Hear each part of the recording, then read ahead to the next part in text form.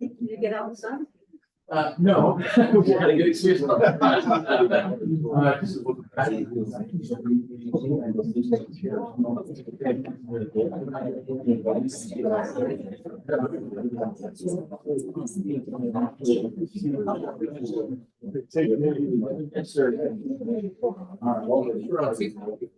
We need more. I don't want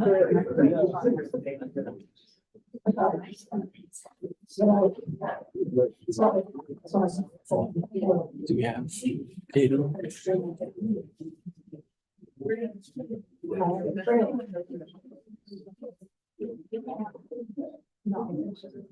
Right.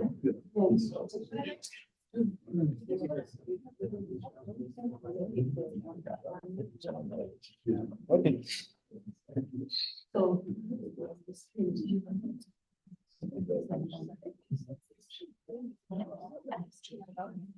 No.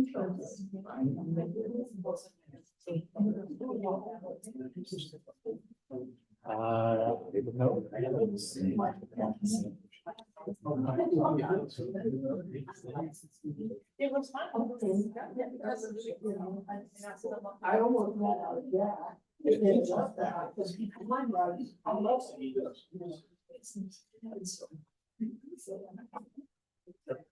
We are from. He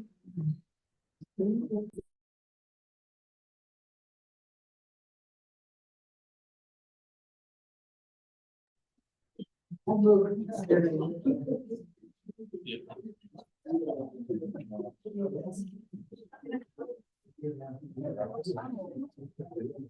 want to be there. Kaden, we're ready to start when you are. We can't hear you. We cannot hear you.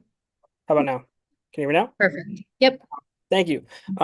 Let's go ahead and start the meeting. I call this meeting to order at 7:02. Sorry about being a little bit late.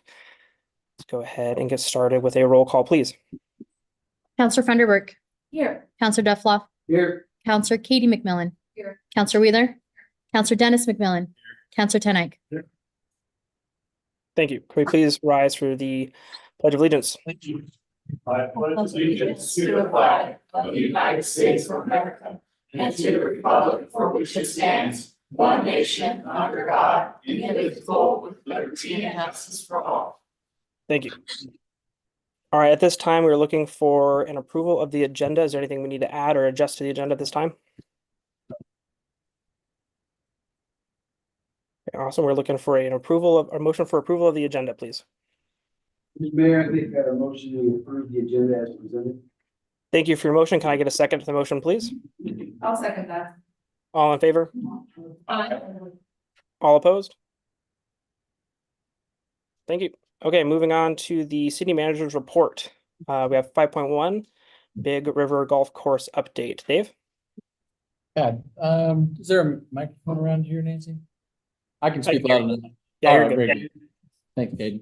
All right, so we have some exciting updates happening at Big River Golf Course, and so we've invited our golf staff here today, and I'll kind of hand it off to them to make that announcement presentation, and then we'll kind of go from there. So Megan, you want to?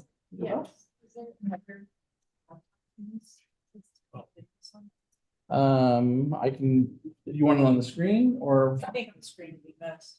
Okay, give me, well, we have handouts. Let me, let's do this. Yep, we'll swap real quick. Give us just a moment, little technical difficulty. So I have these that we put up on the screen as PDFs. We can start there with those. And then we have the website and up on the screen here for you. So if I switch screens, our mayor and the people online will not be able to see it. So can you share the screen? I can share the screen, yeah. Let's just Okay. screen share. So, but not, these guys won't be able to see it. They'll only be able to see it from here because it has to be on this computer.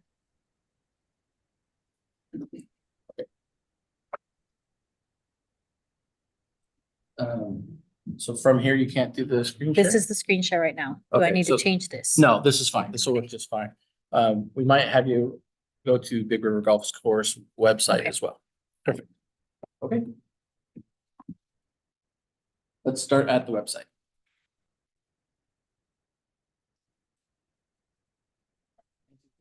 As you go. So we've had some updates at the golf course, had some updates at the golf course. Yep, we're good.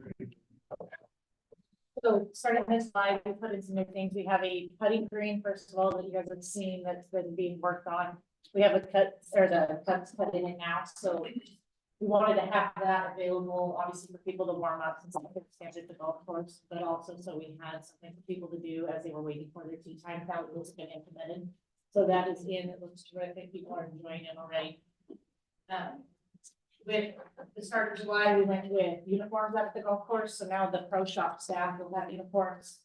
They're just whatever types of polos we have, or t-shirts, they have the logo on it, and Vanessa put it on too.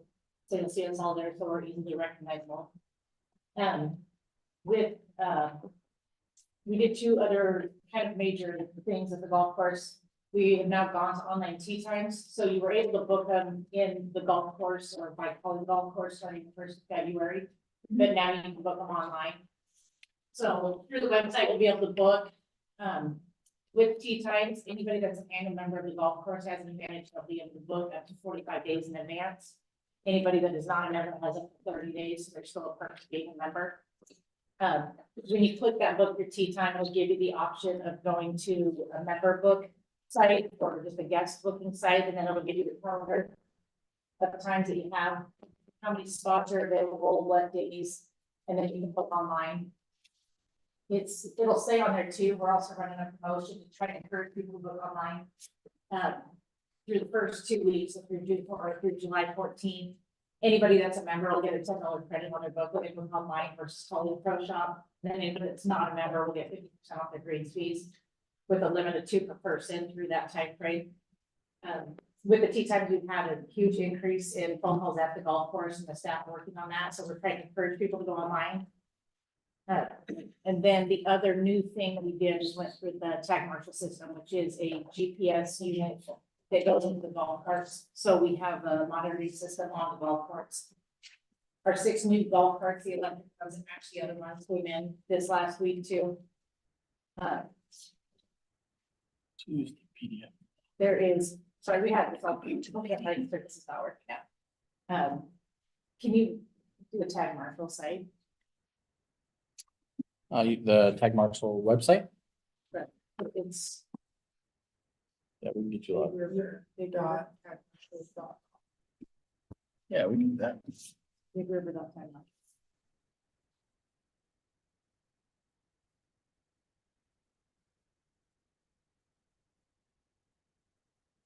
And that's no old trend, so she did a lot of.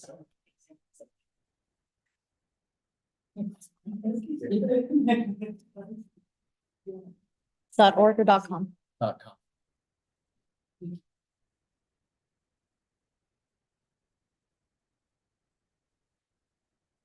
The tag mark system that we went with are called. All of our carts have them, including the new carts that are there. When you pull this up, you'll see they generated a map of the golf course, and they instituted time frames that it would take for a full cart to be complete. And then it monitors who's in which cart, path they take on the course, if they breach any of the geofencing, which is like an electronic system, and then we set it up the way we want it. So it's set up to protect the green, it's set up to protect the perimeter of the golf course.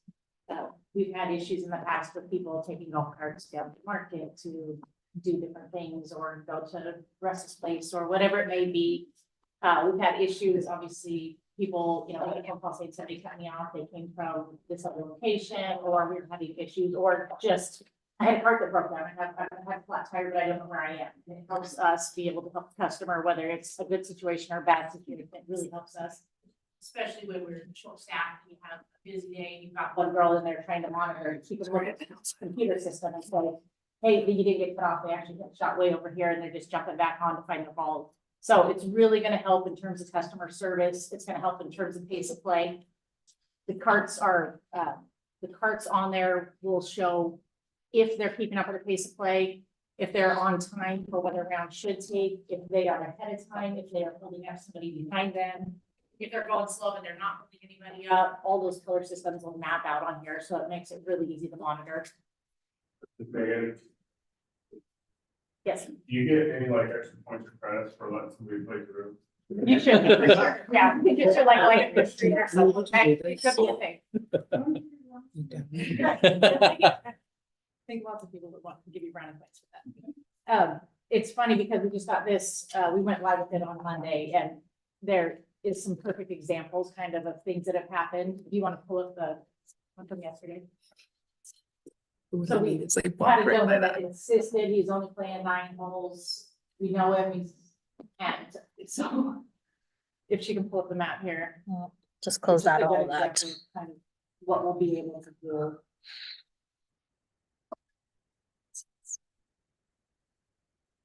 The pop-ups are like blocking perfectly where it says to apply. Oh.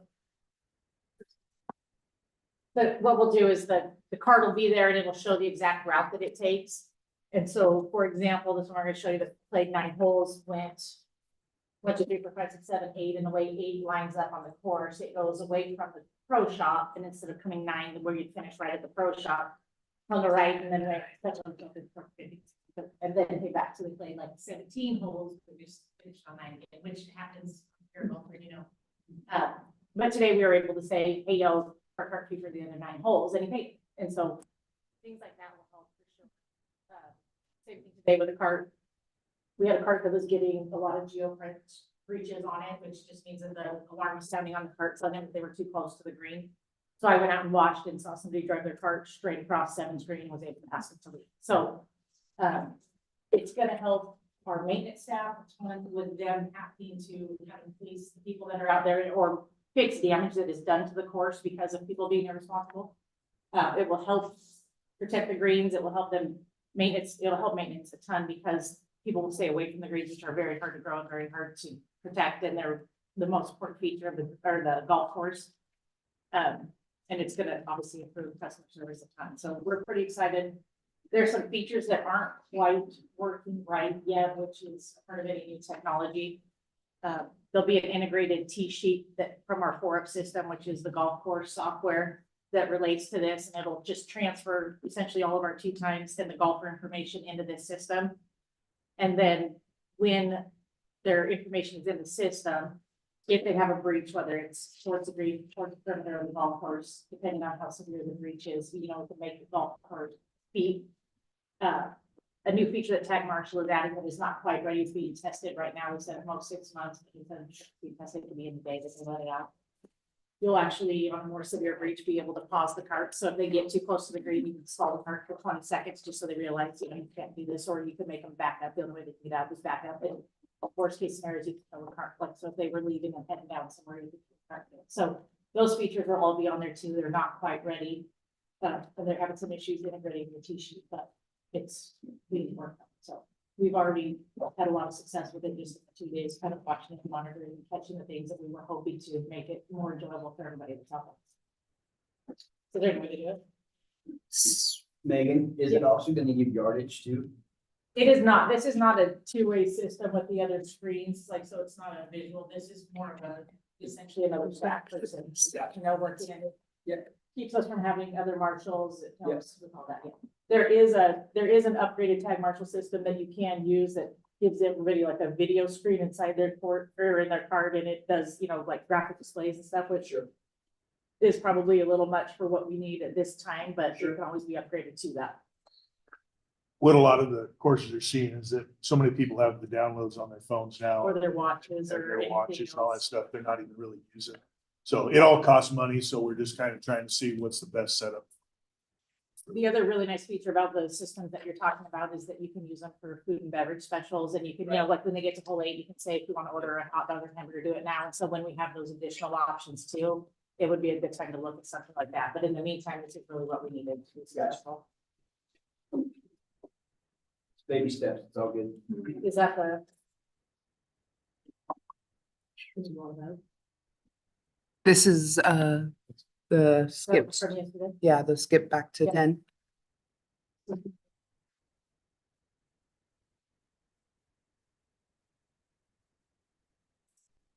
Obviously, they played 7 comes here, 8 goes up here, and instead of coming down 9 towards the golf course, you can see they went from 9 out to 10. Yeah. And back around. So we have that kind of stuff that happens all the time. And it, I mean, obviously frustrates other golfers that are there, that people cut them off or they're essentially stealing. Yeah. It's that service kind of thing. So it's just gonna be really easy to catch that type of stuff and have somebody in the pro shop. If somebody calls and says, hey, this happened, to have some sort of physical evidence, good, bad, and different, what happened, and makes it a lot easier. And I think it'll slow down people, they get frustrated waiting on 1 or 1 to 10. So that way Absolutely. you stop people from going back. Any other questions? That is, no, that's great. We're glad to see that. Just a comment, and I really do like the shirt. It's nice. Thank you. Give me- They are for sale in the pro shop. so. There's a lot of new apparel in there that we have pressed in. It's embroidered, it's patched shirts, there's some polos, some long sleeves. Yeah, There's and you had mentioned food. How close are we to that, and where are we going? When are we gonna get? We're getting a lot closer. So right now, there was a question brought up by our building official on what we put out there, the need for like a 3-bay scullery sink and some other stuff for food prep. And what we're having to put together is going to be quite literally on file a grease plan. So what we're looking to do out there, we already have pre-packaged things. So you can get all the snacks you want out there. There's chips, there's jerky, there's cold drinks, things like that. But we have a commercial grade hot dog roller. We already have it. We will be able to put nachos out there. We're essentially just warming up the nacho cheese and keeping the cheese warm. Some of those basic kind of concession foods we can have.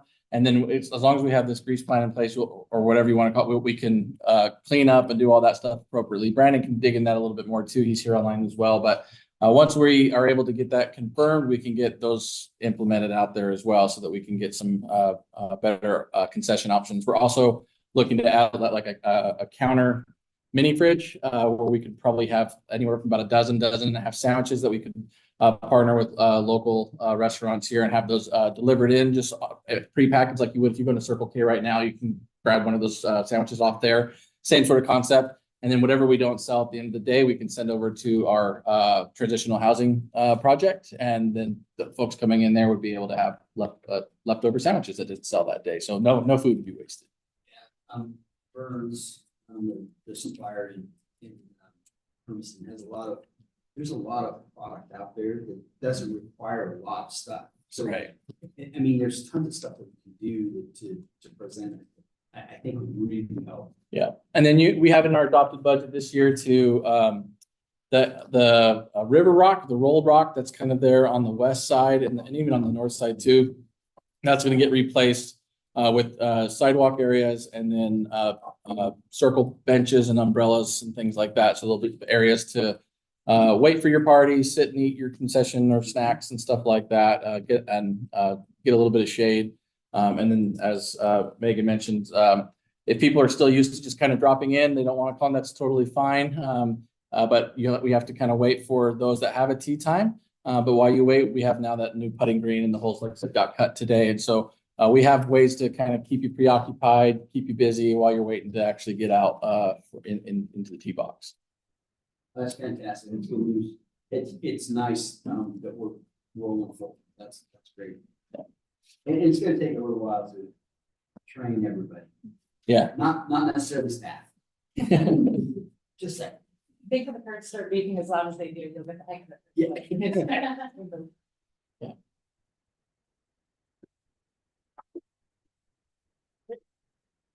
All right, we don't have anything else, Mayor. I'm not sure. I'll try to be your extra set of eyes on the dais here, if that's all right. I know you got the camera there, but sometimes it's hard to see, but Yeah, I appreciate it. Thank you for your help.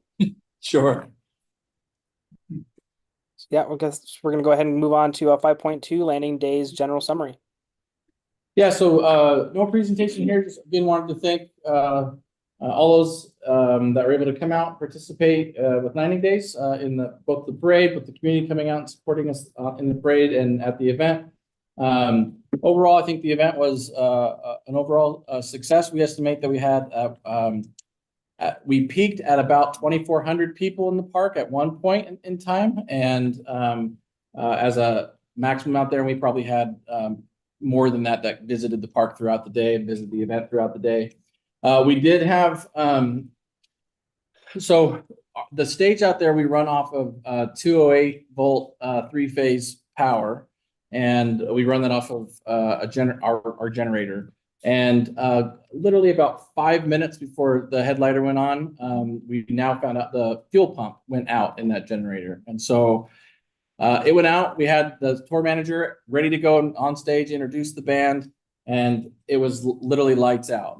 That generator powered not only the stage, but a lot of the concessions and everything else. And so we went out about 10 minutes afterward, made an announcement on the band, Not Green Day, had a bullhorn. So we have a bullhorn, we just didn't have it there. We didn't anticipate the need to have one. We had a microphone, right? And so we used their bullhorn, made a couple of announcements, apologized for the delay. We were working on it.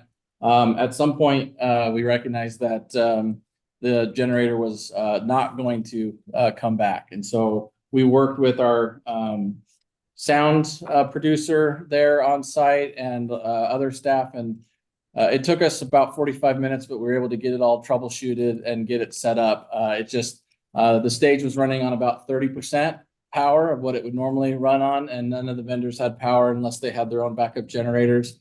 But we were able to get the music to go. We had Nancy right about 10 o'clock when folks were expecting fireworks to go.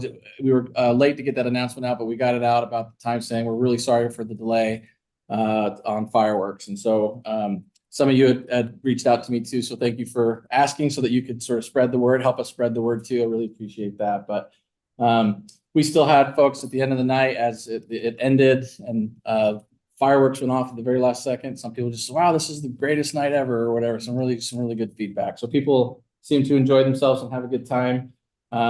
We had, I think, 38 vendors out there on site, the most we've ever had. And the feedback that we've received from them so far is that they all did very well at the event. So anyway, I'm not sure if you had any of your own experiences that you wanted to share, and general feedback that you might have. But again, just wanted to thank the community and thank everyone for the support. I thought it went off really quite well. Question. Yes. How many total cars we end up with at the park? We had over 120 cars at the car show this year. Does that include the Jeeps? Does not include the Jeeps. How many Jeeps? We had over 60 Jeeps in the parade and over 40 in the Jeep sideshow of the car show. Yeah.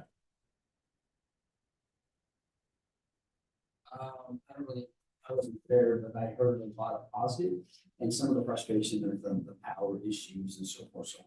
But from what I heard, everybody enjoyed it. And I appreciate you guys working diligently, get it going as much as you could. And then the communication coming out on Facebook and coming out on social media. And we all just kind of shared it and tried to make light of it as much as we could. It is what it is. Things happen. Yeah, so we had to pivot to 120 volt single phase power, and we took light stanchions and brought them over as our makeshift backup generators. The generator we have isn't even 2 years old out there, or at least 2 years of operation, and so it came as a pretty big surprise. We do have other generators that could do the job. We just didn't have them there. So lesson learned for us. We'll make sure that backup is there no matter what. And even so, if we have this problem again in the future, it should be quite as simple as unplugging from one and plugging into the next. One other question. I was observing from my back porch, and it looked like, was there a mishap on the fireworks? It looked like there was a fire burning at one point, and it seemed like some fireworks were going, maybe that weren't planned. Was there something that happened? No, we didn't have, so on Friday night, there was a fire out in the, near the ponds. Had nothing to do with landing days. It was, yeah, there was just another issue out there, that, caused that fire. But the good news with that is, we had sort of a perch from where we're at, and we had fire, department there at the event. They were able to work their way over there pretty quickly, contain the fire relatively quickly. And, what I understand, it was, essentially just brush fire damage for the most part, that was there. And then on Saturday, they always do at least one flight test of their mortars. No issues there. Fireworks didn't have any, didn't cause any fire or anything like that. But I could see fire burning over there, and going, uh-oh, and then.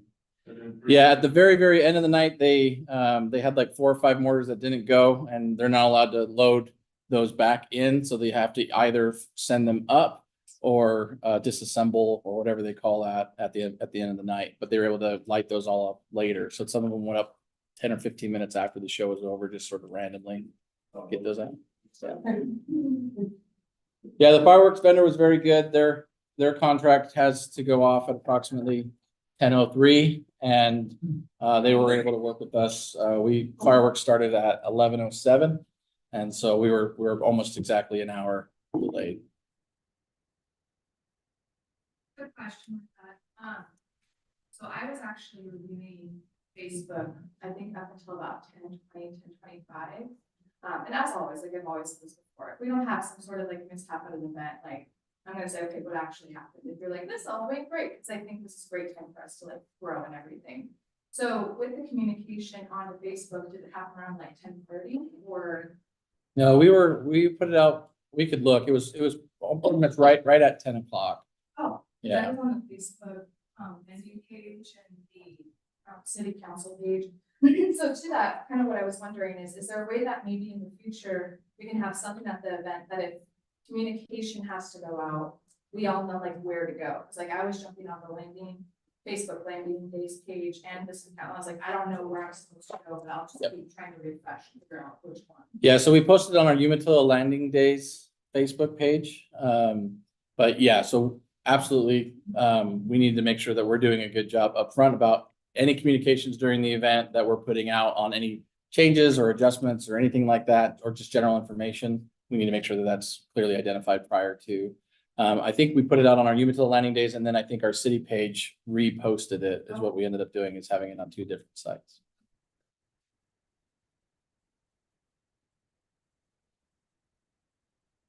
That's all I have. Awesome. Well, thank you for your presentation and for good things about the fireworks. So great job. Any further questions, council? Okay, fantastic. Moving on to our public comment. Chief, do you have anything this evening? Any public comment today? Yes. Okay.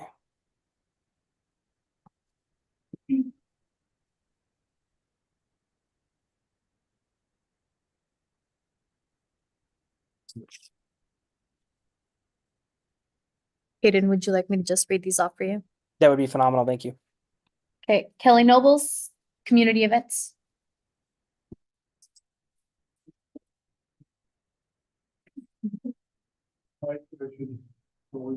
Yep. Kelly Nobles, 1050 Stevens, Umatilla.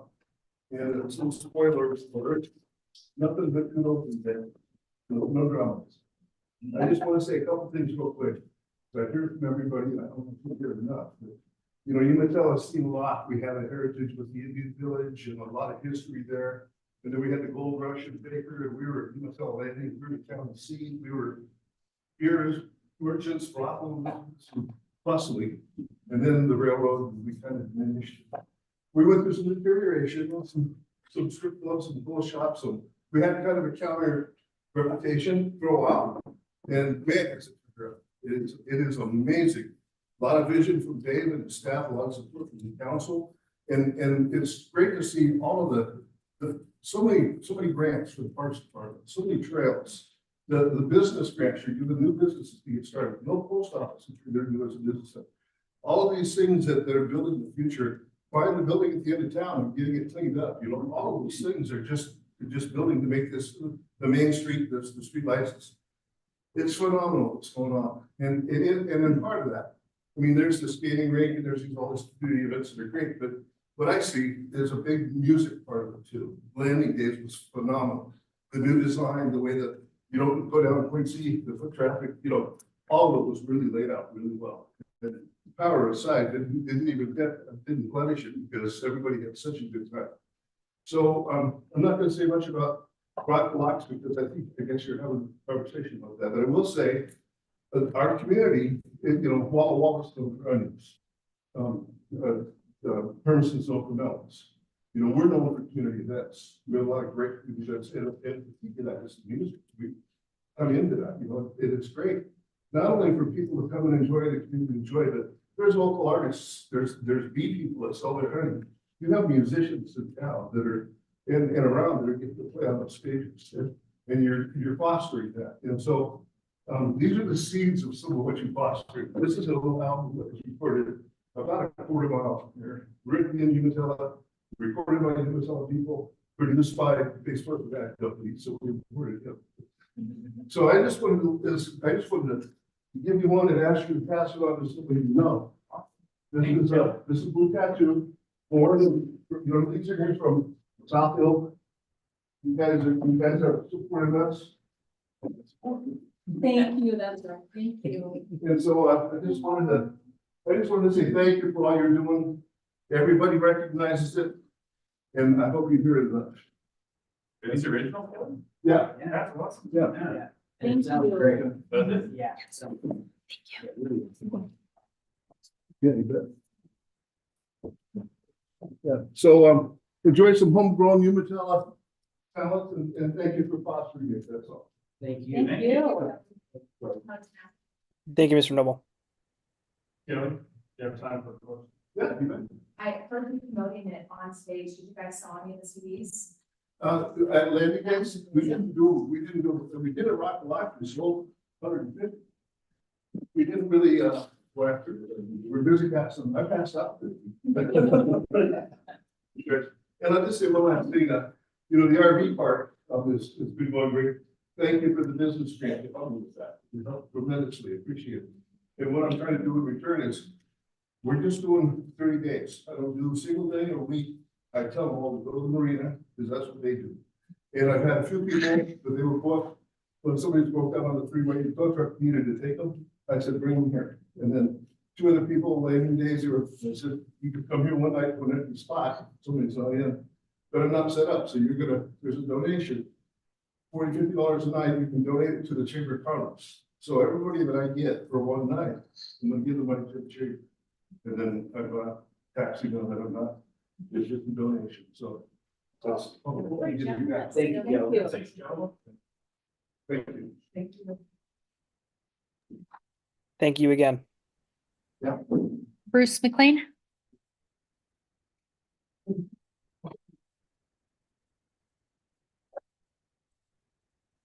Thank you, Mr. Mayor, council members. I am gonna talk about land use. So you all get a unique view being part of the parade. What I want to talk to you about is I got the treat of the unique view of walking the streets. And I gotta tell you, it's really interesting, the connection with what Kelly was just talking about, because what I really want to talk to you about is I was amazed at the sense of community. People that wanted to be there, wanted to talk, wanted to engage. And it was really fun at a different level. And it was like, you know, you guys got the cool rides, but I got the better experience. That was it.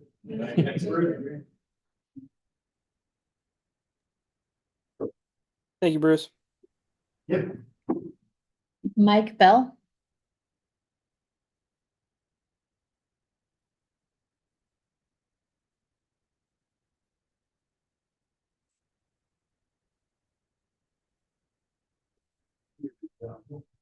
I didn't get a chance to go to one of these days. I had something else going on that night.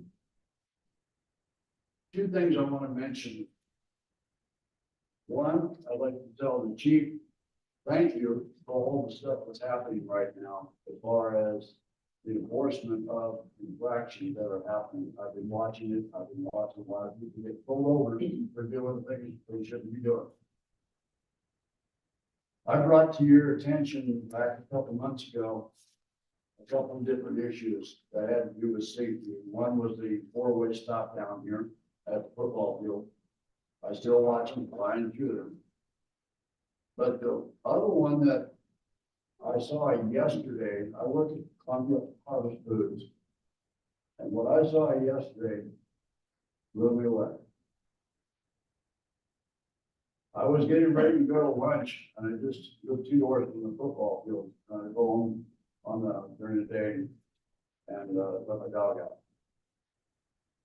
As I was leaving the parking lot, there was a whole bunch of people crossing the crosswalk there at the store. And a car with a trailer flew through there.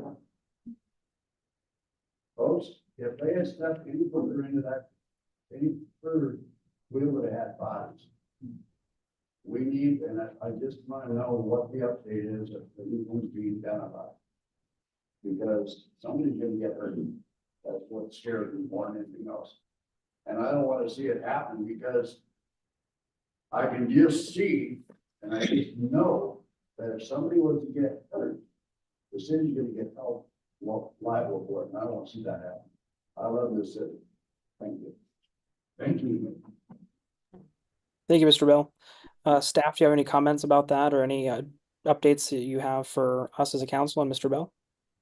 It's my understanding, now correct me if I'm wrong, Dave, that, it's my understanding when it comes to that kind of stuff, ODOT has a lot of stuff in play with that. So for us to put something there would be really cumbersome. I reached out to ODOT after the last, after the meeting that I think we spoke at. Kind of brought it to our attention. We're well aware. I mean, we drive it all the time. I stop all the time for people, kids that are crossing there. And so we definitely know that there's an issue. I reached out to ODOT. I hadn't heard back from ODOT yet, which isn't unusual. They've got a lot of things on their plate too. It's not a designated crossing area. Legally, you're not supposed to cross there. I understand people cross there, but the city really has no jurisdiction once it comes to in front of the curb from curb to curb.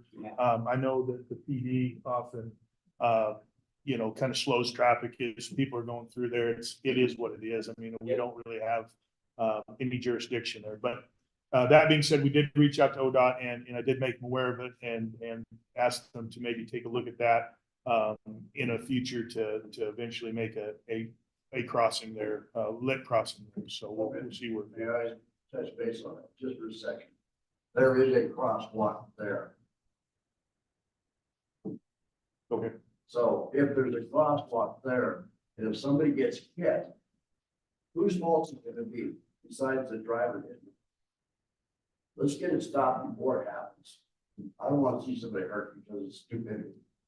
Simple as that. Thank you, sir. Have a good day. Thank you, sir. Thank you. Noreen? Eric?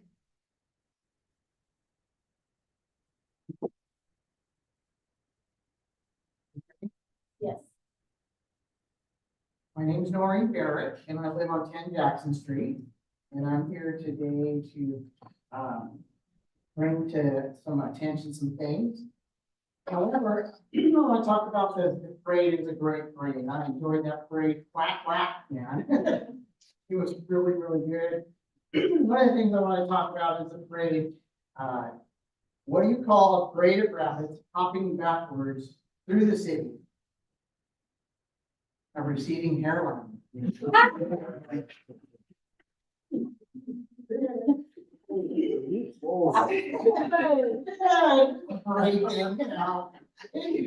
So I came again to talk to you because I noticed on the notes and the video that I wasn't recording. So on record, I need to find out whether or not I get to give the same speech I gave a month ago. You're on record. If the speech on the video is not recorded. the mic was not on.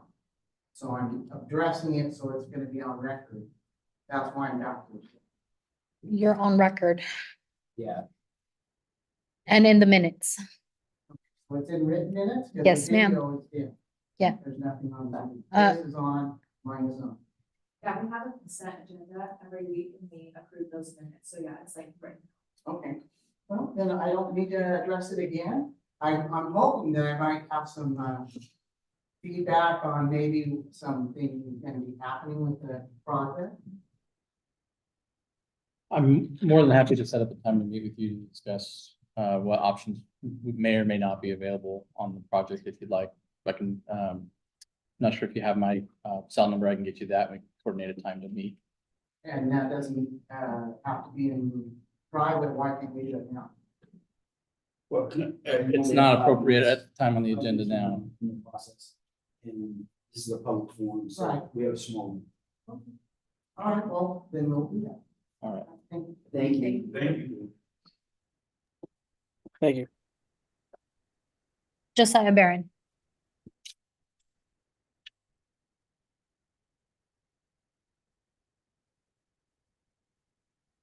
Josiah Barron, representing the Umatilla Chamber of Commerce, 100 Lane Avenue, and personal address 457 Stevens Avenue, just in case you need that as well.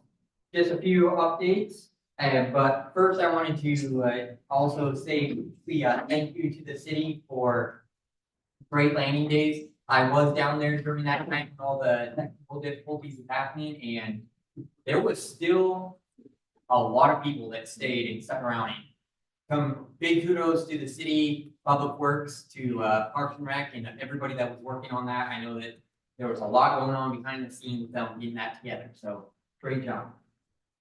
And also, thank you to Kelly for your commitment to giving back to the community and that generous donation for any of those 109 states back to the chamber.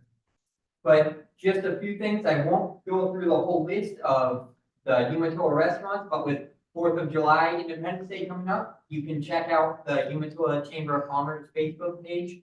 There's a list of all the local restaurants, which ones will be open, which ones will be closed, or which ones will be closing early. And that's Umatilla Chamber of Commerce on Facebook. We're also on Instagram as well.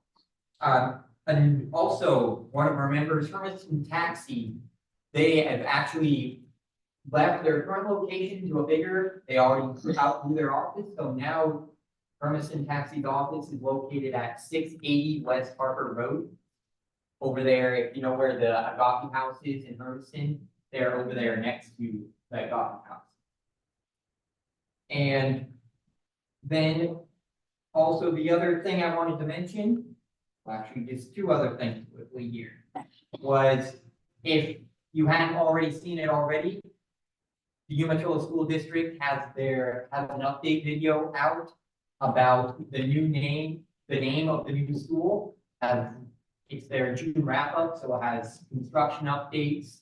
They have webcams up there at the new school construction site that you can check into the updates. But if you go to the Umatilla School District's Facebook page or on the website at their news releases, you can watch the video with Heidi giving updates about that. I'm purposely not saying the name of the school, so you go watch the video yourself and find out what the name of the new school will be. And then last, also, Umatilla Electric is hosting a leadership academy coming up, or it will be a 9-month training academy for professionals interested in getting more development in their workplace communication skills and empowerment for others. And it's not just open to people in Hermiston, it's open to people in the whole area. Josh Burns, who has a lot of experience, Hermiston Rotary, Control Electric, various other business organizations, he will be teaching the class. It's like I said, a full 9-month course that you'll be going to the third Tuesday of each month. And so there's that $1,250 tuition, but that includes lunches, transportation, all program materials. And they will have applications open till July 19th. And you can apply on umatillelectric.com for their leadership academy. And I'll give the press release to you, Nancy. And thank you very much, council, and for listening. Thank you. Thank you. Thank you, Josiah. Laura Peterson.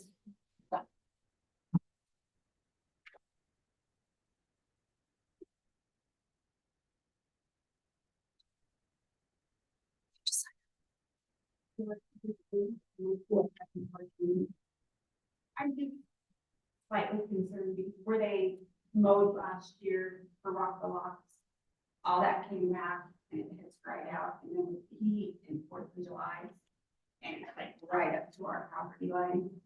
And if anyone who's ever been right here, I'm just concerned about fire safety, so I don't know if maybe some of the city can mow stuff. I know you can't do it all, or shouldn't have to, but mow stuff back like even 20 feet for a fire barrier. So it just depends. So, the property to the east of you, that's immediately adjacent to the golf course. We own that property and we can do, yeah, and, Because, you know, where yep, I do, yeah. So, but if you're, the stuff to the north there, as you know, is Army Corps of Engineers and, though we have a good relationship, it's very difficult to let, yeah. Yeah. Hour after hour. Right. It'll be mowed tomorrow, I promise you. And the other thing is please feel free to reach out to me anytime you see something, that, you know, ahead of time, so you don't have to wait to come to the meetings. Just reach out to me and call me and I'll be glad to take a look at it. And we And then appreciate your I feedback. did pull the sign that said no through traffic and zip time government. On the gate there, The gate. yeah. And that has helped a lot. Oh, good. You know, there is riprap that goes through there. There's riprap that goes through down here. I just have to try to keep an eye out. You bet. We'll get her taken care of. Thank you. You bet. Thank you. Thank you, Scott. You bet. Thank you. There's no more public comment. Mayor Sype. Thank you, Nancy. Okay, moving on now to our consent agenda. Is there any questions about the consent agenda as it stands, council? No, I have a comment, sir. Okay. In reviewing the minutes from our last meeting in June, Noreen, it is in there, it's written. Thank you. Any other questions or comments? Can we get a motion to approve both 7.1 and 7.2 as one solid unit, please? Mr. Mayor, I would move to approve consent agenda item 7.1 and with 7.1, which is June 2024 paid invoices, and 7.2 June 4th, 2024 minutes. Thank you. Can I get a second to the motion, please? I'll second that. All in favor? Aye. All opposed? Okay, the ayes have it. Thank you. Go ahead and moving on. Moving on now to our new business item 9.1, public comment for Rock the Lock sound mitigation. Staff? Yeah, give us just a moment. We will grab the sign up sheet for that. Appreciate it. Thank you. Sorry? No public hearing. Yeah, no public hearing, sorry. Okay.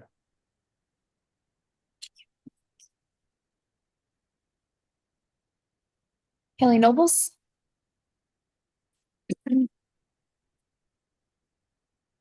Probably no news. Kind of touched on it already, but not from this opportunity to tell you how fast task. We all know there's some things to be addressed, and I think the city is working hard on that, and it should.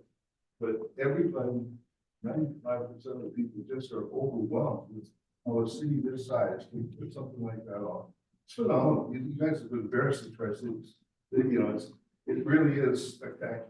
And when you go and experience it, the parking, the crowds, the things for the kids to do, the vendors, the golf course is beautiful. I mean, I've been to dozens and dozens of events to play 500 this summer, and none of them are as nice as you know, Rocky Rivers is, we played there for 20 years every year, and it's 10,000 people camped out, you know, in not only the city, it's in the dirt.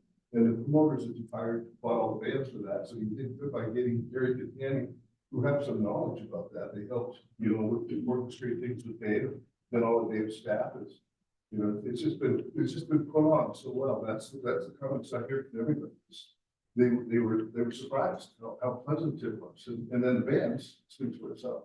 So anyway, I just hope you keep hearing from everybody how much we really love it. Thank you for, I don't know how you got the kahunas to fight that bullet, but that's a heck of a budget. But hopefully, I see it pay off. It is paying off. Thanks, Gary. Thank you. Carrie Morris?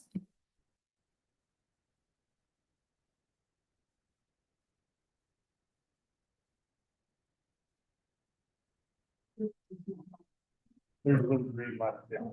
There you go. I'm Sherry Morris. And at 413 Walla Street, which is right across the street, midway between Seabox and Green. Number 14. And I'll be speaking for my household. The gentleman that lives at 402 Walla, because of some flare up of his disabilities. Recently, he's not able to be here to speak for himself.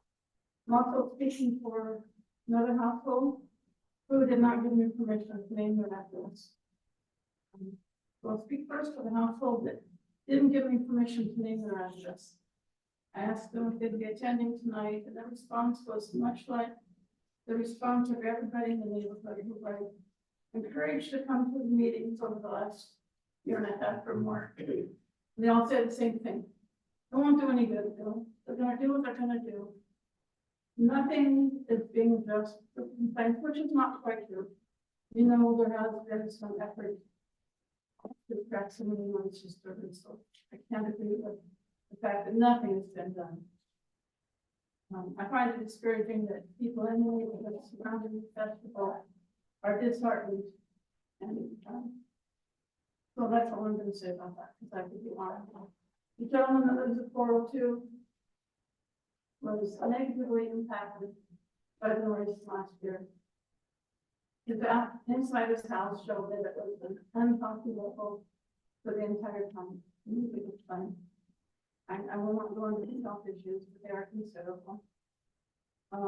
He did have one request that sand can not be right on the boundary line by his backyard, and that there not be a light shining into his house until 1 or 2 o'clock in the morning that caused some of his problems to flare up. And so if that could be addressed, that would be very much appreciated. I unfortunately could not attend the second meeting that we had, I believe, sometime in June. So I have a question on my address at 413. If I'm incorrect in my understanding, please correct me. I believe my household and lot is outside the area of concern for sound mitigation. Is that true? No, it's inside our area that we're definitely, Because I don't know if the council heard adequately how much our households, of course, our human people in the household, our lots, our homes were affected last year. The nonstop vibration of the walls, dishes in the cupboard, literally rattling. We have neighbors who are leaving the church because we don't want to put up with it again. I had plans to leave, those unfortunately have fallen through. Happens to be with my son at 402. We are making plans for him to be gone because he cannot go through what he has to go through again. I want the council to understand the negative. We have a lot of yes men here saying, good job, way to go. And I wish everybody could say that. We can't all say that. There are people who've had negative effects from this festival. I like to see it successful financially. And do I like the kind of music being played? It's not my type of music. I can tolerate it if my house doesn't vibrate off the foundation. There were inconsistencies last year that would be nice if they hadn't occurred. We were told there would be no access to the grounds from the neighborhoods. And then at the end of our street, there was a gate wide open. Was it a big deal? No, it was one of the many inconsistencies. It's like, this is what we're going to do, we're not going to allow this, and then find out in the middle of everything, it was not good. So that's created, attitude and mistrust. And, we live in a nice community. I like to say so, but there are areas that need improvement. So thank you for your time. Thank you. Thank you.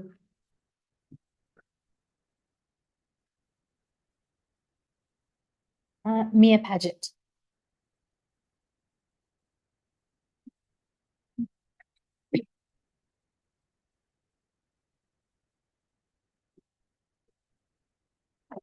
My name is Mia Paget. I live at 404 Walla Street. I live in one of the houses that is closest to the stage. The engineers report they say some of the houses are under 300 feet from the main stage. We're actually about 200 feet from the main stage. That's 60 meters. It's not very much.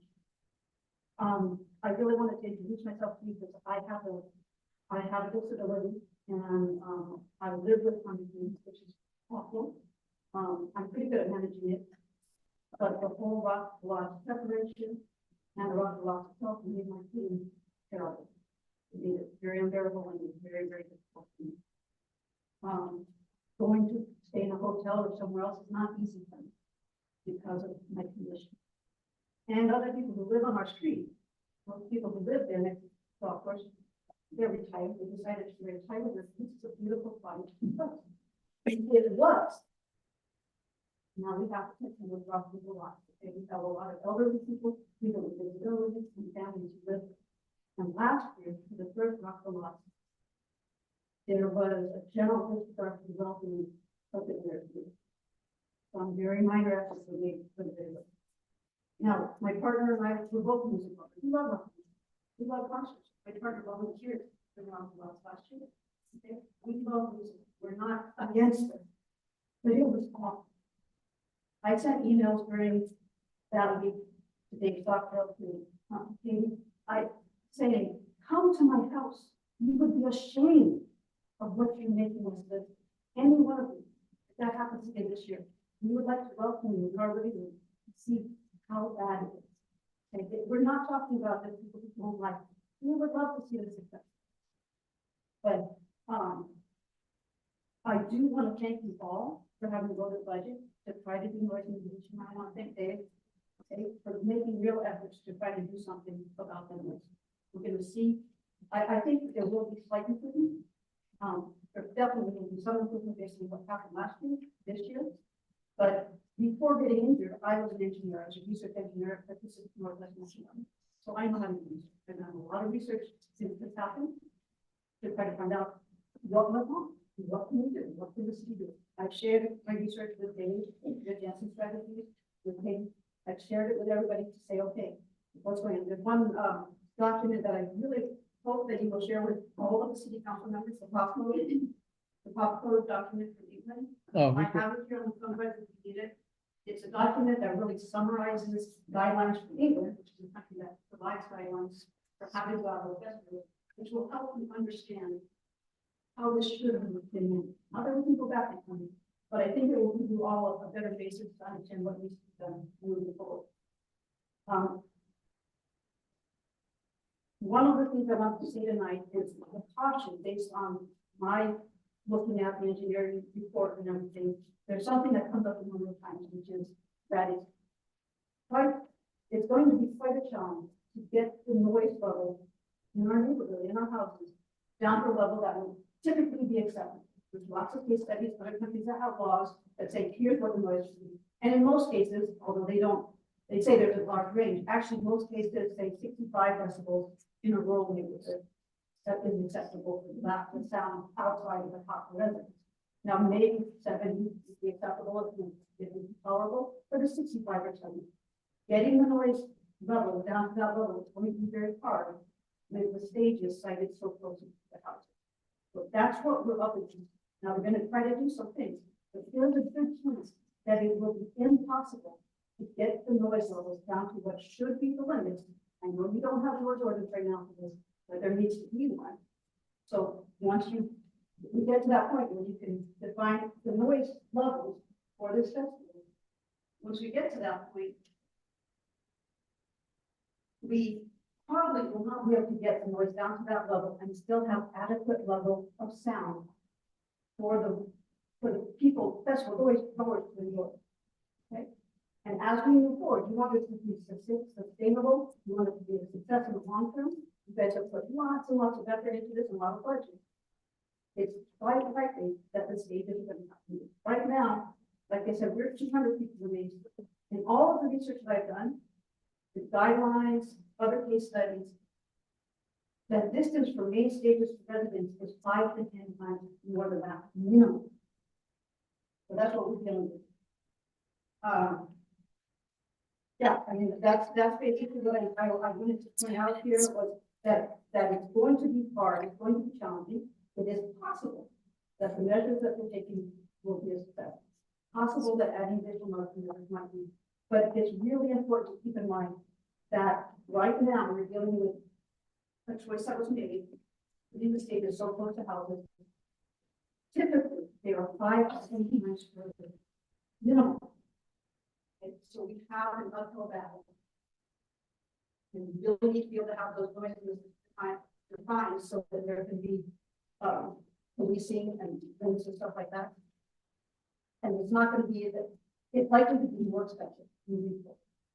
Okay, so as I said, I would really like Dave to share that cost code with everybody, with the council members. I think that would be very helpful for them to be able to read that. Can we share that with them, or do I need to do that? I have them. I can pass it along. I have each of the you gave us not only that one but several others, and so Yeah. Well, I didn't want to overwhelm. yeah, not a problem.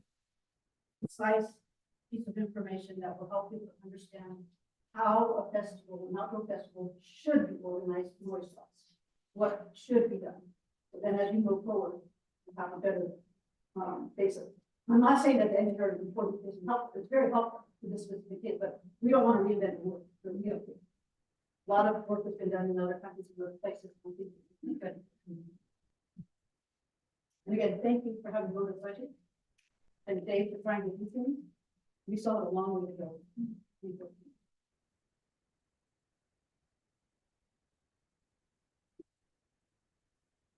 Thank you. Thank you. Thank you, Mia.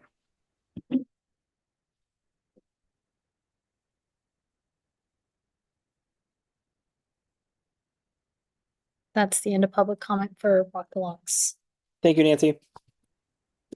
Okay, moving on now to the Rock the Locks mitigation reports. Dave? Yeah, thank you, Mayor. Sort of just off topic slightly, just because I usually say this a little bit earlier. Everyone's welcome to stay. I'm not trying to kick you out, but just so you know, it's not awkward if you aren't planning on being here for the night and you need to go or something like that. So I know a lot of folks don't want to be rude, so I just wanted to make sure. No, Scott, you do have to stay. Just wanted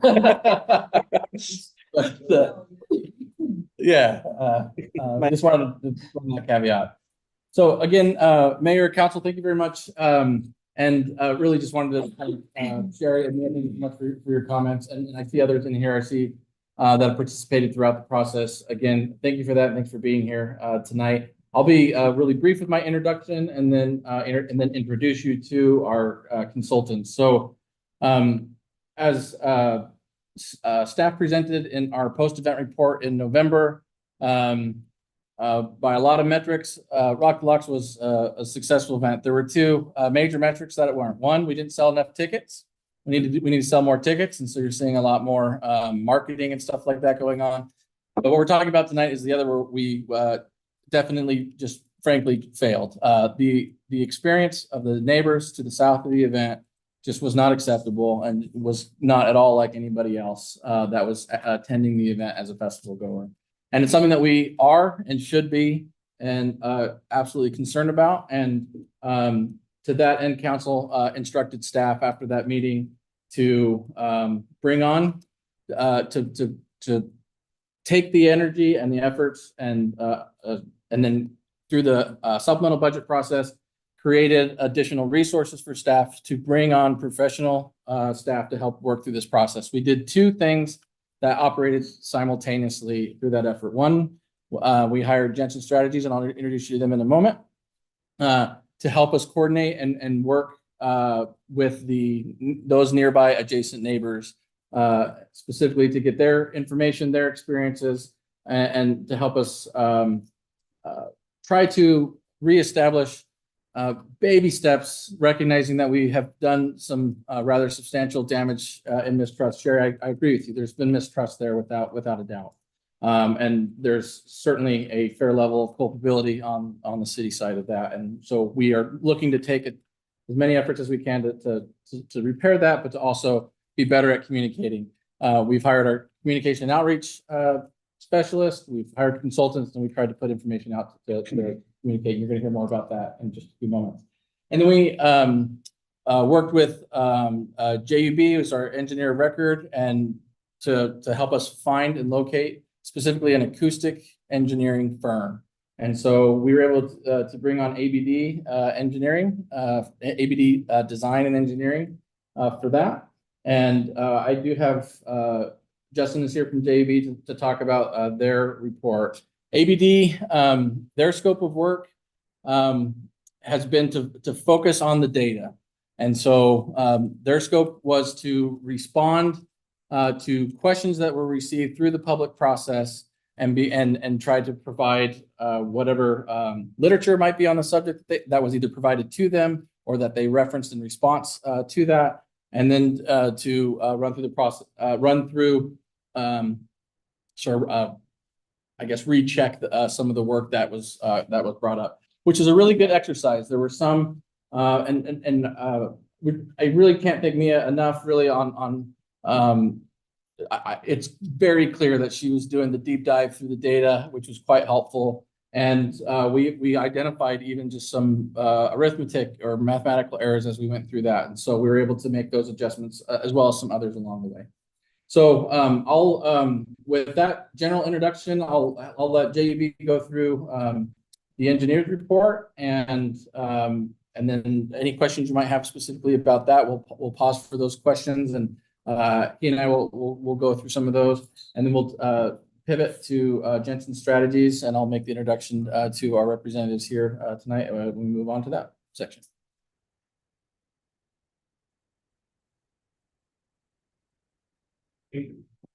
My name is Justin Bearlocker. As Dave mentioned, I'm with JUB Engineers. We help provide the facilitation and the attainment of the sound engineer for the Rock analysis. JUB doesn't provide sound engineering analysis, but we don't have sound engineers on staff. So we did some research and found ABD as a resource to help us do this work. We've done several other events like this. Really provide this non-partisan third-party review of the data, looking at the data. Part of our process, we initially met with city staff, reviewed all the setup, how the operation works, what the impacts were, what went well, what didn't went well, what options there were for future changes to the setup, and what has been discussed and reviewed and so forth. So they also worked with Jensen Strategies and going through what the public comments have been. City also provided additional public comments, and they've had a list of all the comments and concerns, but they are also looking at their model analysis with that to see what the best option was. They also coordinated with PSI, the sound engineer, to get acoustical information from the speakers, to get the mix information. And pardon me, I'm not a sound engineer, so I don't know logo lingo, but just how the operation works and could it be maximized and optimized during the event, and could there be some tweaks done along the way? Then ultimately, their scope of work was to set up a model, you know, of what's going on, what we know from the past event, and then give us a whole list of options that could be potential mitigation options and pros and cons of those. That was then provided to the Jensen Strategies and to the public for review. I kind of narrowed down, okay, what's the best thing for our public at this point? And so that, if we get into the report, kind of what the, if we can kind of scroll through the report as we go, on page 42, and provides the background. And Ben Wolf, he's the engineer that went through the analysis. He did a really good job kind of doing a background of, you know, what's the different areas level, and so there's the typical DD noise under the DDC, which is more of the base. So they were looking at both of those to provide the mitigation of those at both noise levels and how well the different options would address those. I wanted to bring your attention on page 44. He has an example of the noise levels and how it relates to a typical example of what we see in the everyday life. And then the table 2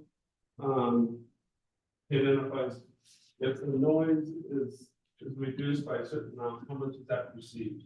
It's all subjective of how you feel the noise is and how much it drops. And so these are just some tables to give readers an understanding of what an example of different noise levels are in everyday life.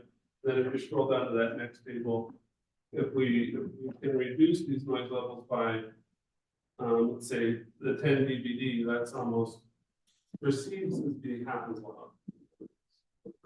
These kind of help us as we go through the analysis of, okay, this mitigation option is going to go down to 3 dBd, and this one might be 10.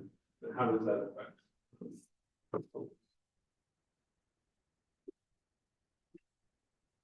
I think I'll go ahead and skip forward unless you have any comments at this point, but what the summary of mitigation options that were looked at. And that's on page 48. So page 48 has a summary of, let's stop here. This is the model that was prepared once they had all the data in place, looking at the down and stage setups and the sound and the, you know, where the spread of the sound went into the neighborhood. If you scroll down to the bottom of this page, it also shows how it takes into effect other structures and items that were in the area and the distribution of the sound. So this is for the main stage setup. So this would be 2023 levels as we received information from. Then if you scroll to the next page, it'll be the sound distribution of the secondary stage.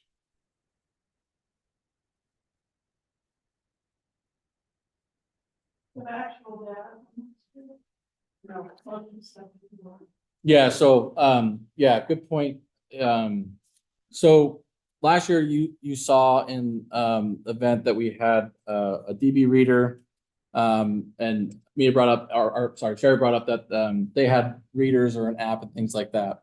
There's some reference to this in the engineer's report that that information is helpful. I mean, anything's better than nothing.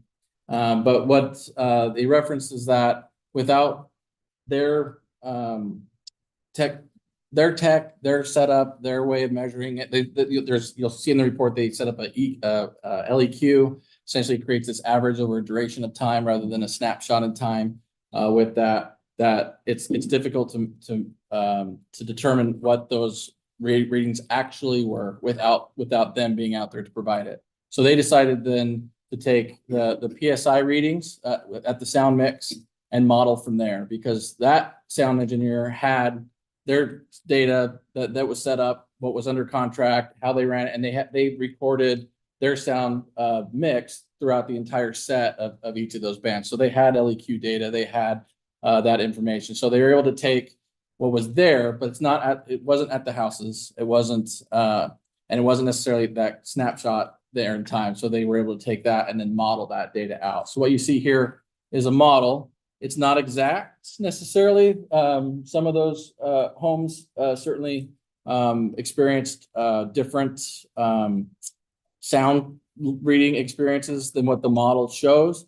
But it allows for the engineer to be able to create sustainable data throughout the analysis and then enter it into the model and make the model and then plug and play and make the model adjust for that. So one of the ones I think are most interesting on the other table before, if you look at 404 and 406 Walla Street, it kind of, the other ones that were pushed as it was sprawled out here were in red, but those ones that were slightly behind it were like an amber color.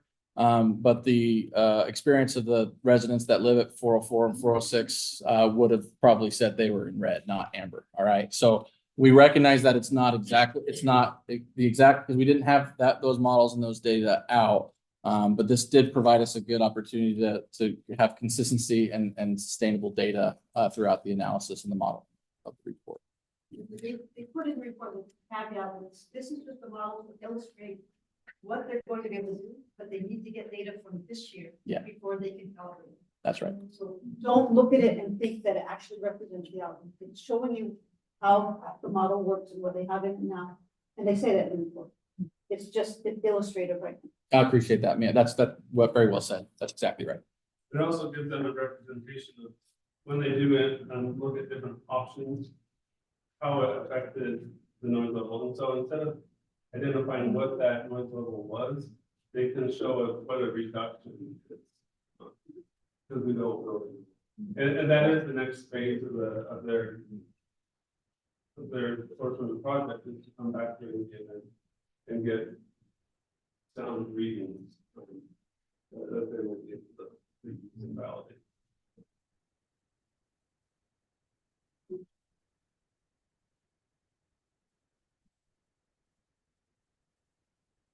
So would you like me to go through all the mitigation options that were discussed?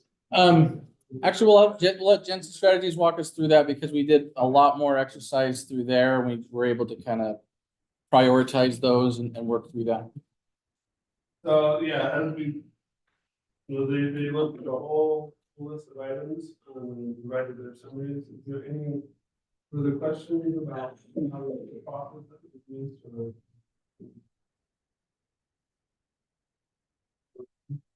And well, obviously we'll have more opportunity for discussion through here, but just wanted to give you that high level report. You have the whole report there in front of you from ABD, and we can drill down deeper throughout the conversation here tonight if we need to.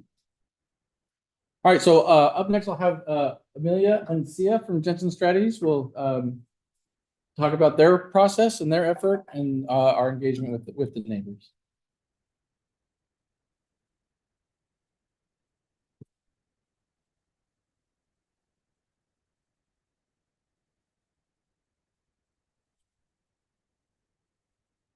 Working.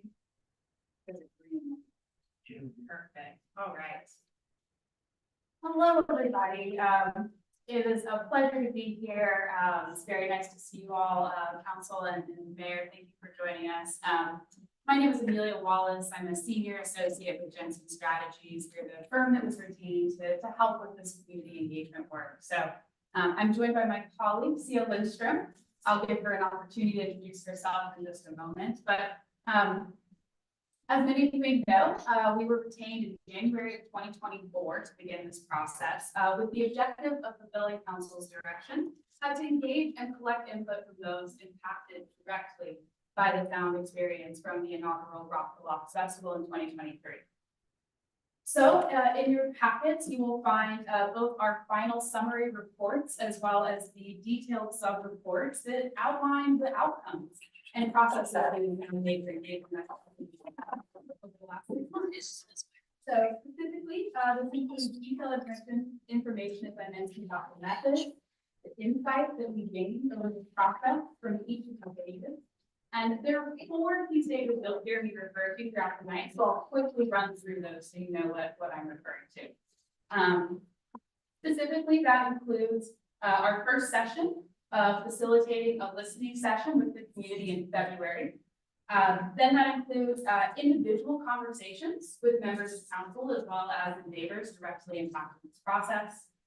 And also working with staff to get insight on the strengths and opportunities to improve the communications that were used in 2023 for the next festival and going forward.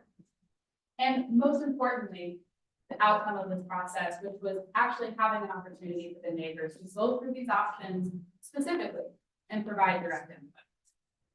So for this presentation, we will, as you're accustomed to page turning through this report, I'll try to call out page numbers so we can stay on track. And just as a note, I'll use the page numbers from our report, not the overall. Great. So, and please, if you have any clarification questions as we go through, please feel free to ask. Otherwise, we'll open up for bigger comments at the end. So as we begin to share our findings, I just want to share a little bit of context for what you'll be hearing and the observations we're sharing. So our firms, we've worked with cities across the state on issues like these and see the challenges and opportunities that communities like yours face every day. So we're honored to have an opportunity to be part of this work. But most essentially, our firm is committed to supporting good governance. So what that means is that we are neutral in everything that we do, and that we center evidence-based decision-making in all of our work. So what we'll be providing in this presentation is an overview of the outcomes of what we heard from the neighbors and the things that, with the honor of working extensively with your staff and community, the objective observations that we formed based on our established management and community engagement best practices in our professional experience. So, Sia. Good evening, everyone. My name is Sia Lindstrom, and I'm going to lead this presentation for Dave's sake. I'm going to be on page 3. Okay. I'm really happy to join you all here. It's good to put faces and names together. Some of you have just met virtually, some of you have met in person, so it's really good to have new faces. I have been doing local government experience for the last 15 years, serving in deputy county administrator, assistant city manager roles, helping communities struggle through exactly some law. And so I'm really grateful to be here for you all. So where I'm going to start are just some of our key findings.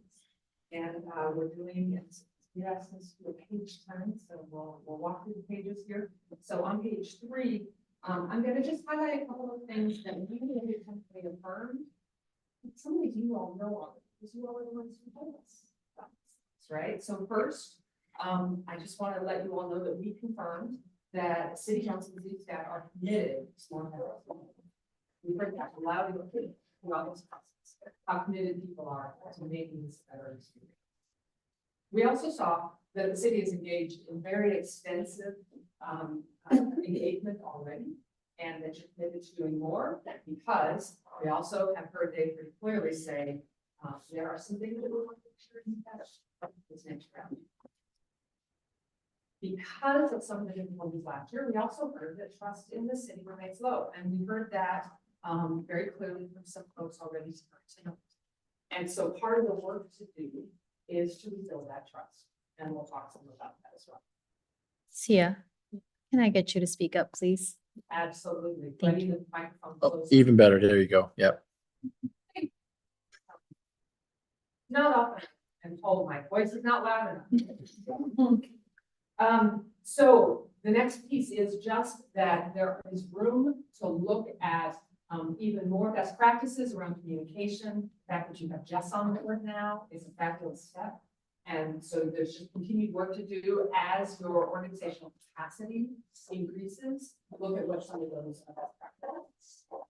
And finally, We are encouraging you to continue the authentic engagement you're already doing, especially with the closest neighbors, to build that trust. There's been very friendly, and we urge you to continue. So now I'm gonna hand it to Lynn. She's gonna do a very quick page turn through the 4 activities that we have conducted, and then we're gonna land again on the neighbor meetings that we did a little bit ago. Excellent, thank you.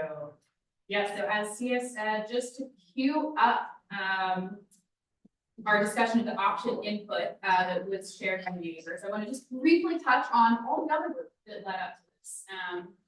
So the next set of pages, I do encourage you to read the report when you have the opportunity to get a little bit more of the detail.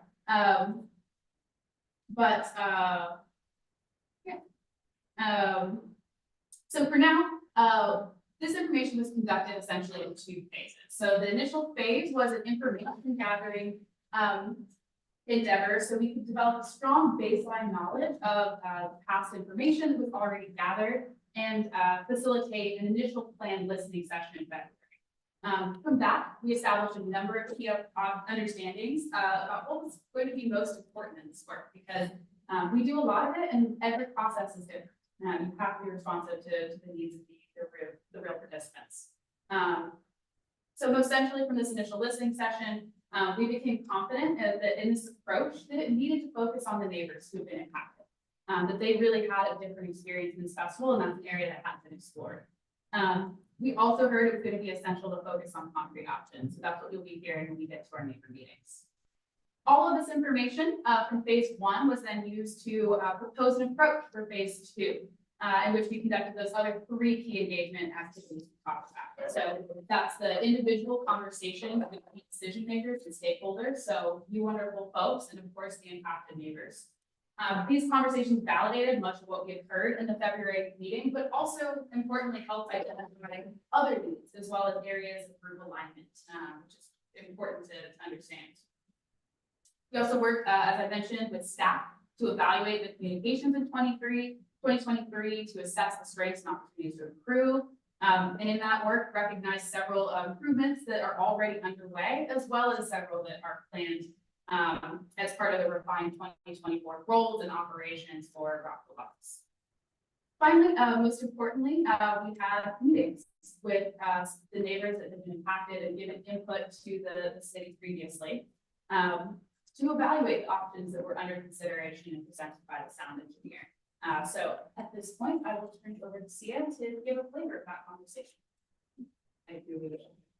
They were jumping down to page 13. All right.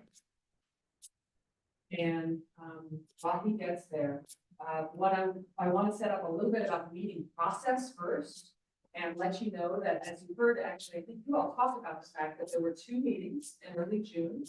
And at those meetings, we really were working to talk with the neighbors who were most impacted, their closest to the event.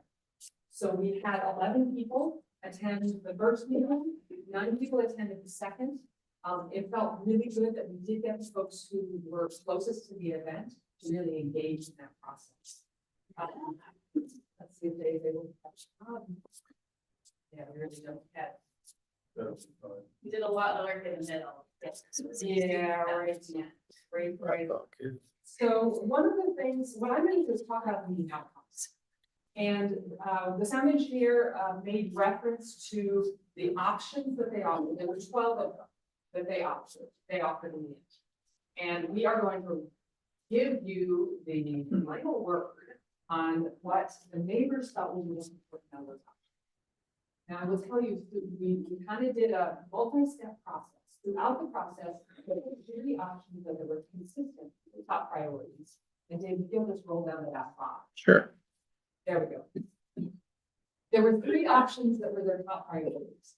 First, changing the stage locations. And you heard a little bit from Mia a little earlier about why that was important to them to really consider that. They felt that there was, make sure I get some of the words here. They felt that if it were moved to a different location, it would lessen the sound impact on those very closest neighbors. Now, the sound engineer did offer some information about some of the complications of changing the location of the stages. That there might be, I think, the words that you all used were negligible or low production possibilities with that, and that there were just a lot of variables associated with that. The neighbors absorbed that information, and even with that information, really felt that this was a very important option for that. So that was number one. Number two was setting maximum noise limits, and you've heard a good chunk about that already. That it's clear that there's more information that needs to be gathered. The sound engineers recommended more information needs to be gathered on that. There is already some work that can be done to lower the sound index, right, down to 103. So there will be some work already being done to improve the experience this year, and that's going to be key, right? Is to actually improve the experience this year while we gather data. They're also recommending that there's both objective and subjective data that get gathered. And so it would be working with the neighbors to help gather some of that subjective data as well, because that's going to be really. And then the third one is to install a noise barrier at the backstage line. There was quite a bit of conversation about, you'll see on the low priority list, installing a noise barrier with a perimeter was another option. And it was really the backstage line that the neighbors felt was a better option. Okay, now those three stayed consistently their top priorities. The other four moved around a little bit in terms of medium and low, but they were consistently in the medium and low priority list. There were another 5 that they said either were already being implemented or just didn't kind of rise enough to the level. So these were the ones that were. And not surprisingly, it was the top 3 that also generated the most conversation. I kind of outlined it already, but Dave, go roll to the next page. We do have a little discussion in our report. Discussion about location of the stages, discussion about setting the maximum noise limit, and about the location of the sound barrier. I just hope you all will read that in a little more depth, because there's some really good conversation with the neighbors about why those 3 were important. Can I ask a quick question? Yeah, of course. So is it optimal to put the barrier right behind the stage then, as opposed to the barrier in front of the residences? Is that, because when I went through this, and I was kind of considering, you know, is it stopping that noise right there, right then and there is more effective than letting the sound travel to where the house is. That's. Yeah, and I think this will be kind of multiple answers. The initial one I give you is that it's a trade-off of criteria. That's really what the neighbors were debating.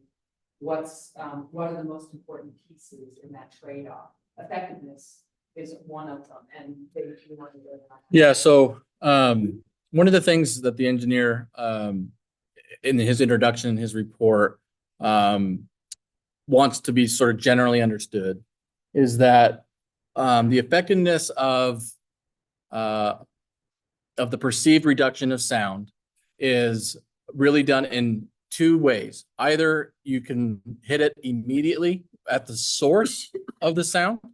In this case, that would be right at the backstage area, or you can do it at the receiver of the sound, or in that case, it would be the perimeter or nearest the neighbors. Having it located somewhere in between would have some kind of effect, just not nearly as effective as doing it at the source or at the area that it's received. Some of the discussion that occurred with the neighbors and what I believe Sia is kind of referring to is, so that's good to know, but where is it, where the discussions went was, well, where's considered the receiver, I guess. And so if you place it at the event perimeter, that's certainly and the engineer's model says that likely would have the very most reduction in sound, but just to those immediate neighbors right there. But the difference between that and immediately behind the stage was almost negligible. They're almost identical. And depending on which house you were in, it may actually be the opposite is true. The other part of that conversation was, well, there's more than just the neighbors immediately on the north side of Walla Walla Street. There's others on the south side of Walla Walla Street or some of the other adjacent areas. And so if you end up with that perimeter wall there, it becomes sort of the middle of the road rather than at the source that it's being received. And so discussion there was, though it is true that it may be for those, I think it's 11 or 13 households that are there on the north side, that might be better. But if you put it immediately at the source, then it positively benefits everybody. And so that was really where the discussions focused on and why I believe, and you please correct me wrong, I think where the neighbors were saying, we think this is probably the best option for the whole neighborhood because of the perhaps negligible difference between the two options. And then for the benefit of sort of more than just those 11 or 13 households. When I say noise, it's kind of like in the agricultural world. There's a difference between plants and weeds. One's desirable and one's not. And so, you know, between sound and noise, right? And so what happens if you have both barriers? Then what happens? So he did not model that. And part of our discussions with the engineer and also with the neighbors was one of the things that we feared through the process was if we change too many variables all at once, it's hard to pinpoint exactly which one created the most positive benefit that we're trying to achieve. And so it's this delicate balance of trying to discover which variables should we change and could we change now that we can effectively measure and actually be able to pinpoint or almost pinpoint exactly which one those would be. If we kind of implemented sort of the whole through the kitchen sink at it, then maybe we're spending too much dollars when we don't necessarily have to go that far. And so this was to do one of them instead of both of those was, for lack of a better term, sort of the social contract of we understand of let's do this, let's measure it, and let's see. And if it's not enough, then we can come back in 25 and say, we got to throw both of those barriers up, for example.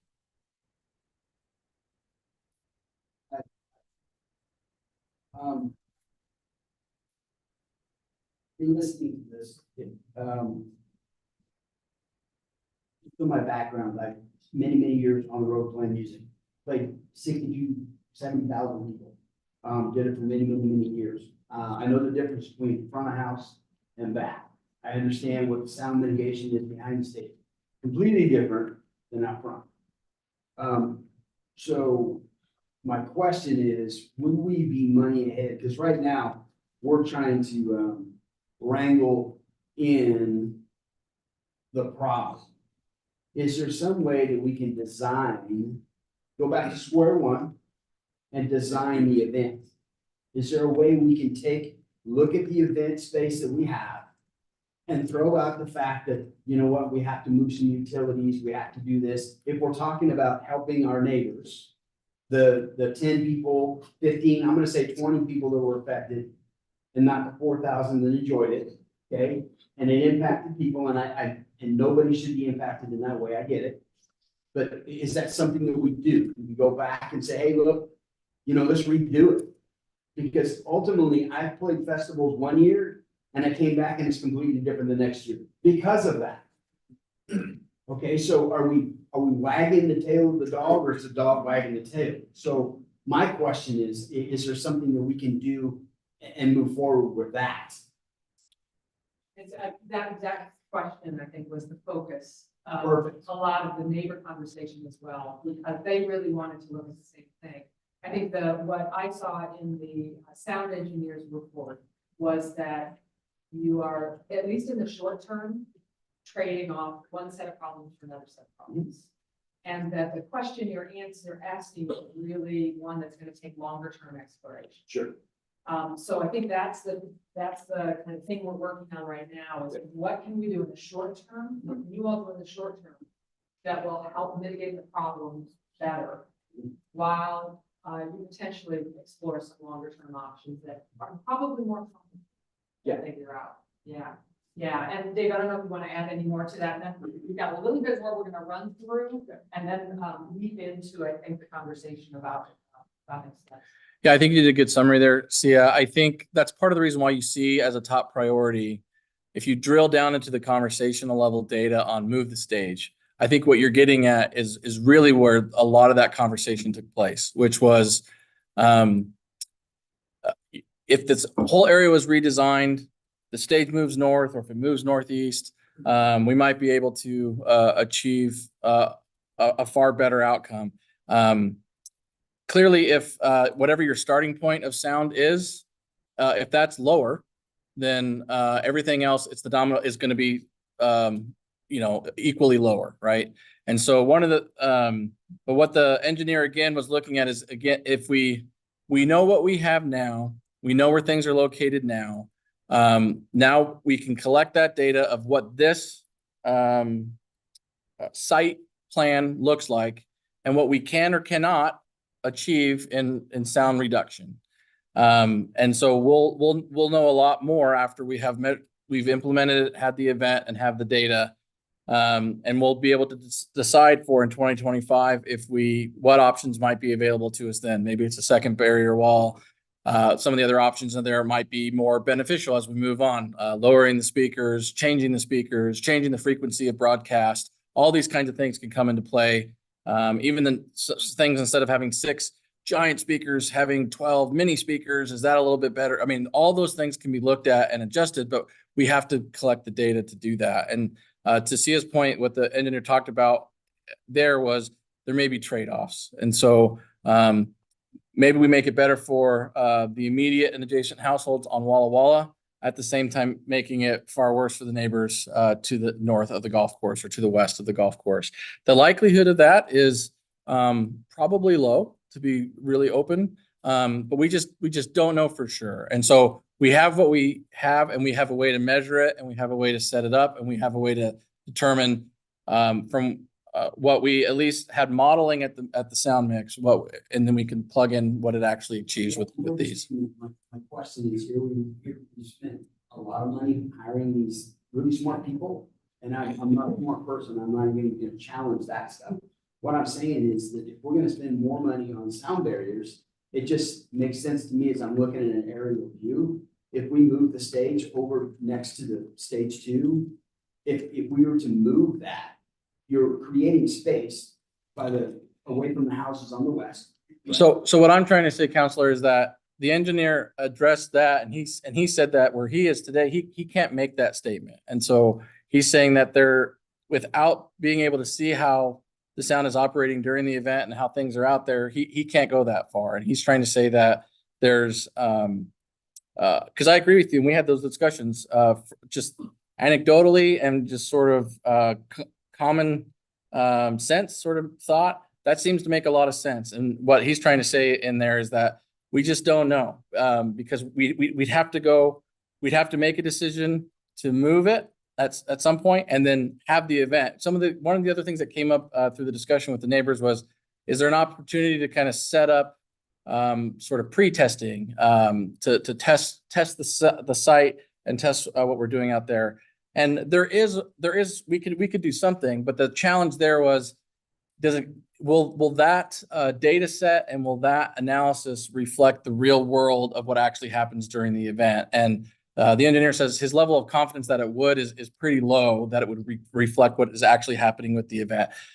Because there's all the things that come into play. You have all the trailers, you have all the RVs, you have all the people, you have the stages, you have all these things that break and disturb that sound wave, and then how that all moves around and what have you. And so the idea there was gather the information and then we can address questions about maybe moving the stage in 25 further north or to another location. We had some really great suggestions from others that we talked to both during these interactions and then kind of informally post conversations about complete locations within the venue map, alternative locations that might work. And what the engineer said is that all of these are worth exploring, but we're going to have to do them sort of one at a time, rather than breaking it out thoroughly. We are willing to move it though, if like the sound mitigation this year ends up not doing or very little anyway, we're willing to move the stage somewhere else though.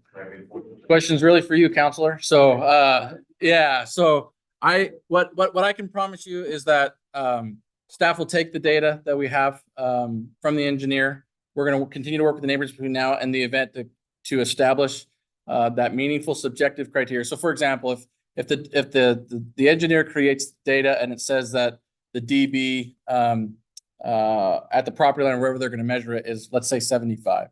You saw at the engineer report that scale on there. 75 is a loud conversation.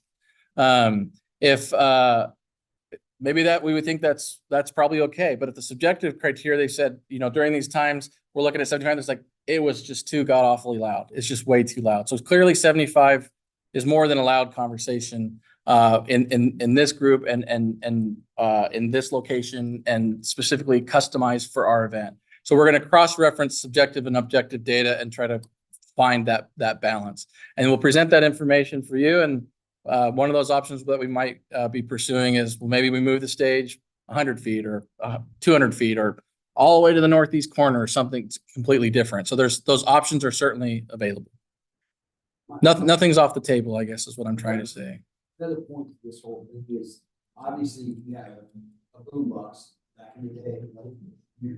So, if I want to stand behind the boom box, okay, I can't hear it because the speakers are out that way. Okay, so common sense, like you said, would be that we move the stage. The other thing that I'm not really seeing in here is hertz. So the thing that people feel is that low cycle, right? It's the bottom end. I'm a drummer, so I like a lot of kick drum. I want bottom end. Well, that's what's rattling in houses. So again, these are steel boxes. They're not open. Okay. So they're pointing that way. If I'm behind it, I can't hear that. I can kind of feel it. And I understand the data. But sometimes data is data, right? And practicality of standing in front of a speaker is a lot different than saying, oh, well, that's 75 feet. Yeah, I think what they're looking at, and my understanding is that hertz is something you're going to be interested in, mixer's going to be interested in, and that the front of house and the festival goers are going to pay attention to. For us, we measure it in dBc, that low frequency there. It's just a different type of measurement, but ultimately it gets us to kind of the same result. It's measuring different things, but it gets us to the correct ability to discuss what the impacts were of those low frequencies.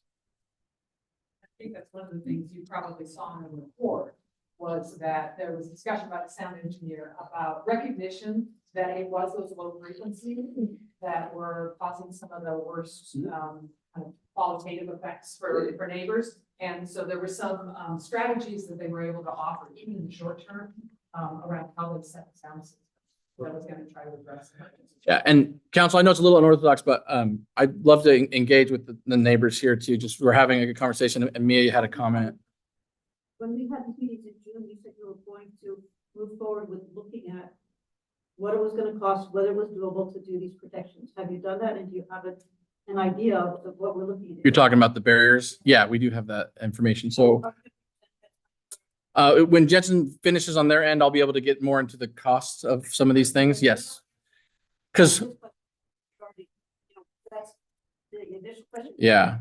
What are we looking at budget-wise for doing these things as compared to some of the other options? Right, and I really appreciate that. Is one of the things you've noticed, we haven't talked on the dollars yet. We've focused on the practicality, the operations, what the benefits are that could be. Certainly cost is part of the decision-making equation, but right now we're trying to focus on those, but we will definitely get you that a little bit later in the presentation. We are going to do a little bit more about engagement, and then we'll be able to dive back into the nuts and bolts of the sound mitigation. So if you'll just indulge us for a minute, we'll run through the rest of this. I do want to make a note. This is on page 15. Yes, a final observation. This is another chance for us to kind of say thank you to everybody for engaging with us so well. We really did see the tough conversations happen. They were not easy. They were not easy conversations, but they were the right conversations to dive into. Really appreciate everybody's dedication to doing that. I want you all to see, as a council, that there really was authentic engagement. People really care about this and really want to get And so we really are just kind of the external witness to how important that was and how well that went. And for next step, we're gonna do a quick conclusion, and then we'll be ready to come back over to you. Lily's gonna kick us off on that. Yes, and just briefly, to try to sum up all of this over 6 months, it really is quite difficult, right? Because there is a lot of strong feelings, really good conversations, and new relationship building moments that happen. So just to offer you a few last thoughts in terms of what we saw going through this process. So first of all, as I think you'll hear tonight, even with the diversity of opinions and different issues that were experienced in the last festival, there's wide recognition of the potential community and economic benefits that this festival could have. But this is helpful. Everyone agrees that something has to be done about the sound experience for the Mears neighbors, and of course, the financial sustainability long term. Those are things that we're going to have to be addressed to really realize the full potential benefits of the festival. And that was clear from everyone we talked to from beginning to end. And folks are really committed to making that happen. So crucially, that sound mitigation work is going to be essential, right? And going forward. But beyond that, beyond having good options and good physical action to take, two other things are going to be really important. And that's continued expectation setting and also continued work to reestablish that baseline trust that has to exist between a community and their staff. So ultimately, expectation setting is going to be about continuing that open dialogue, right? About what people are experiencing, what's important to them, and what's possible to change. And how to balance that with individual impact with broad community goals. And ultimately, that comes down to establishing and maintaining the trust that everybody is actually working towards those same goals. To support the community members as they need to be supported, and to see benefits that can support the whole Umatilla community. And frankly, we saw that. We saw that there are many folks, from the neighbors to the council to the staff, who are working diligently to make this happen. But most centrally, good progress has been made, but more time is needed.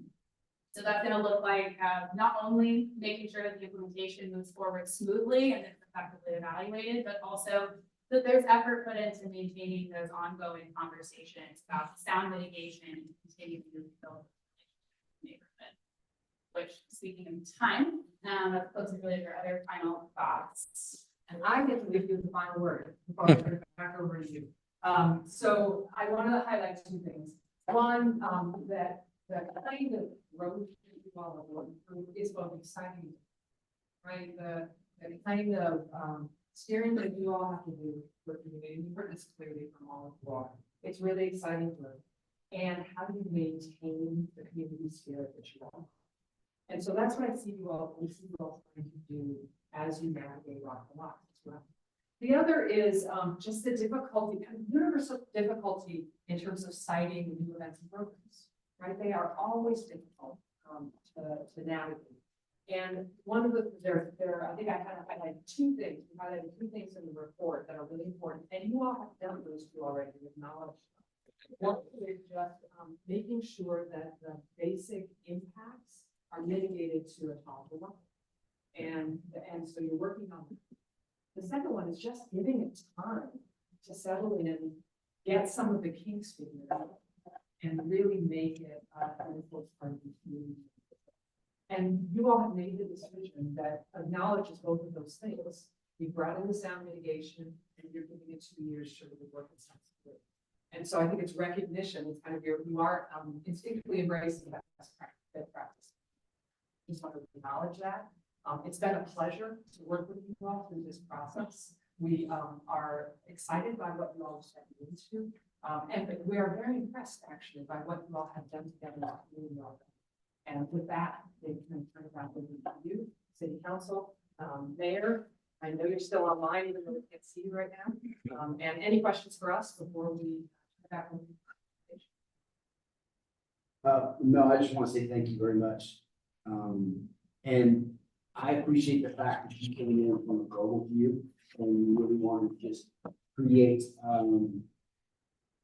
a sense of community and, I think because you're exactly right. We're in this position to help our neighbors. It's not about my opinion, it's about what's best for the community. And when if you have 100 people that are for you and 10 people against it, it is what it is. But you have to mitigate to where all others can. It's powerful when we have compromise. And so I appreciate you guys coming and give us this option so we can think about the compromise and working together. Thank you. So I just wanted to add, once again, thank you to Jensen Strategies, thank you, JB and ABD for the work. Mostly to our community members. You know, I've been in this profession for more than 2 decades, done a lot of public engagement, a lot of public meetings. This one is understandably has a lot of heartstrings and emotions and tied to it. But once again, it's just been an unbelievably positive process, even though there's diversity of opinion, as we mentioned before, and even though staff has not met the expectation of our community members in our communication, and I can only continue to apologize for that, and hopefully there's at least cautionary hope moving forward as we try to continue to engage here over the next 3 months and throughout the process of the event. This was a lot of time. In my career, I haven't engaged with a group that was this consistent throughout time. From the last 8 months, they've showed up at every meeting and engaged with us through every electronic correspondence. And genuinely, I just can't appreciate them enough. You're getting both raw and sophisticated information from our community members, and it's unbelievably helpful. And I just appreciate you all very much for that process. I look forward to continuing to work with you under the direction of the council.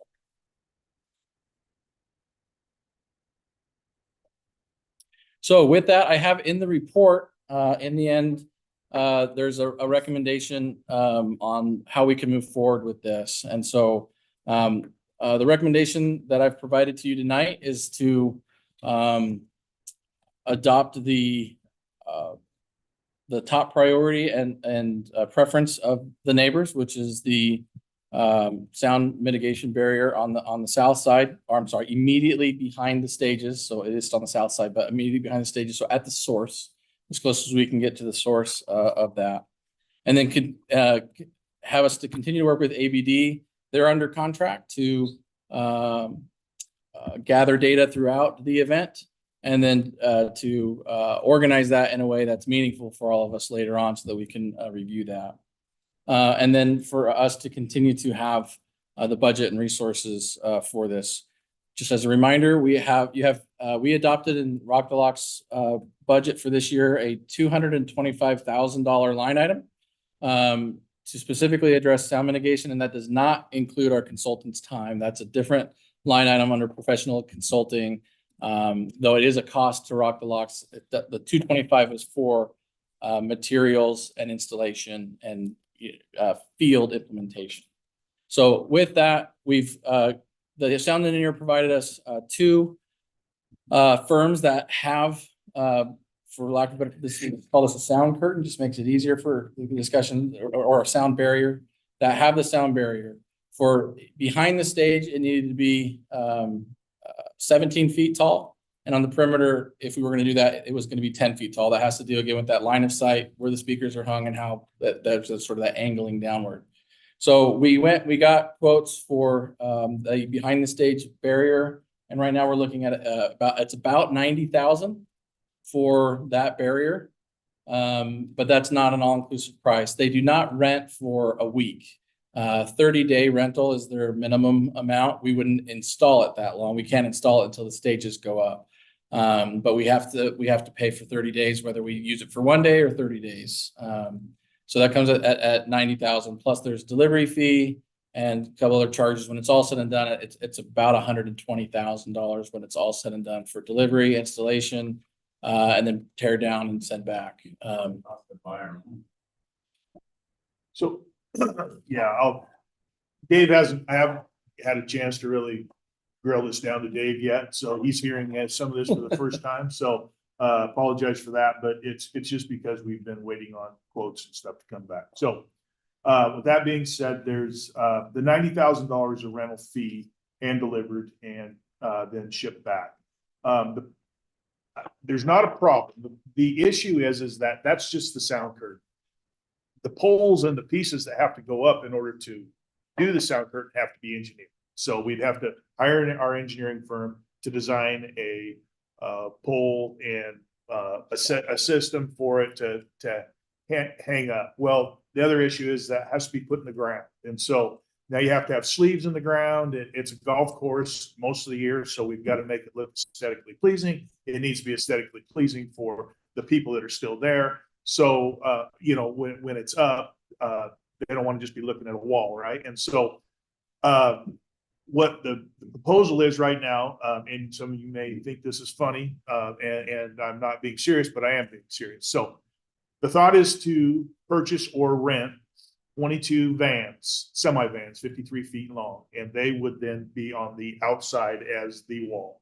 The curtain would then mount to the face of that on the inside in order to have that curtain available immediately. If you can remember where Rock the Locks was the inside fence, where we had that interior fence up with the sound barrier on it last year, and that would be where the vans are up.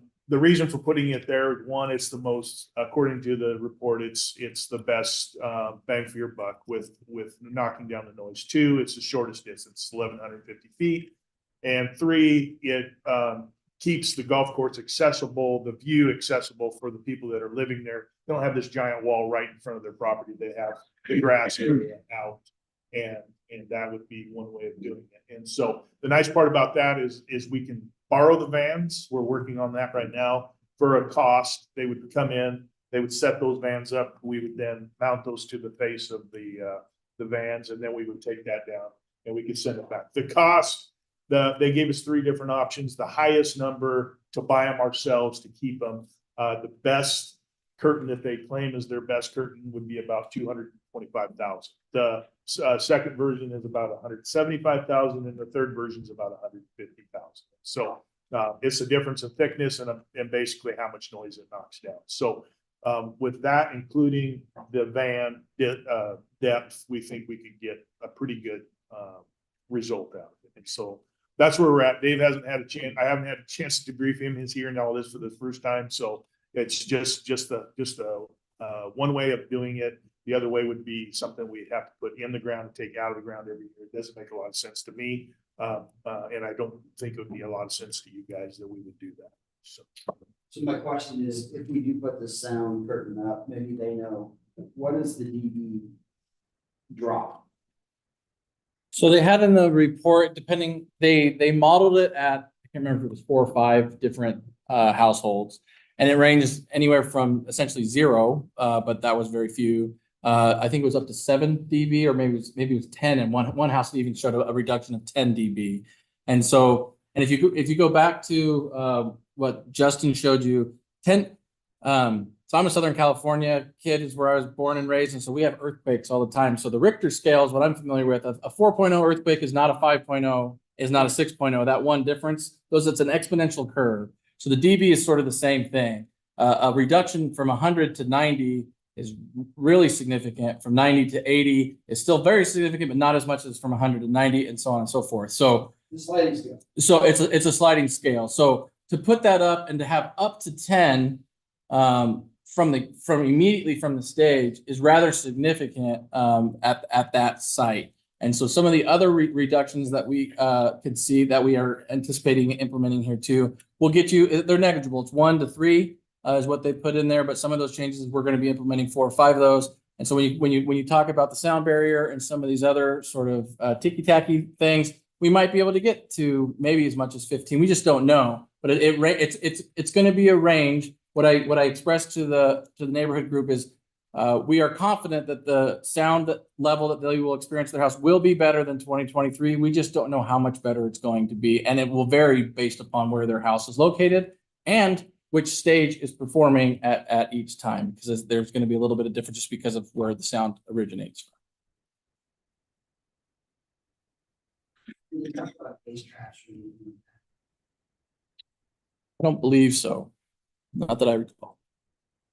That device is out there from going any further than right here. So we have a consultation scheduled. So PSI is our front of house sound engineer. So that's for the bands and the festival goers.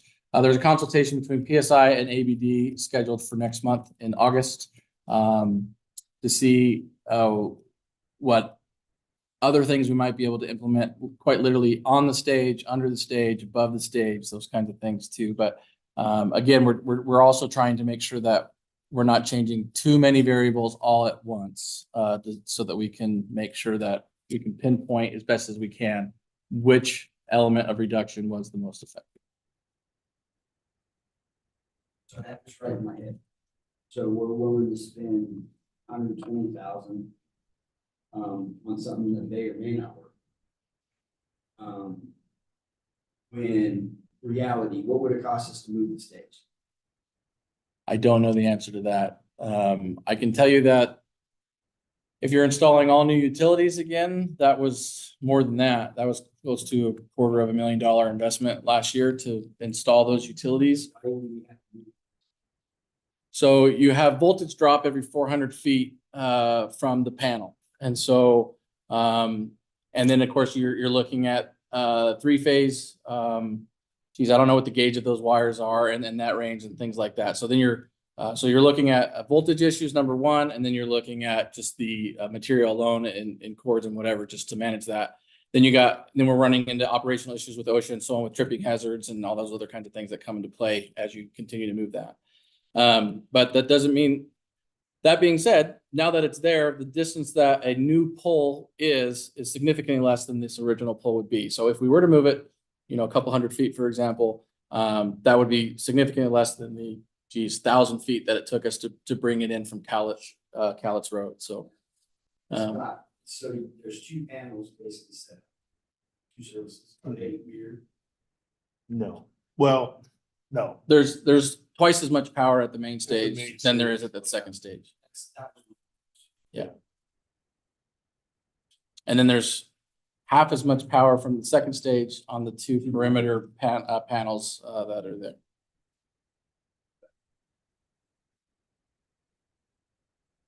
So the thought was rent it this year, because if we, rather than spend roughly $250,000 on buying it new and it not work, we could spend half of that. And if it doesn't work, that's going to be awful for everybody. But at least we saved 100,000 or ish, give or take 25,000 of learning that lesson.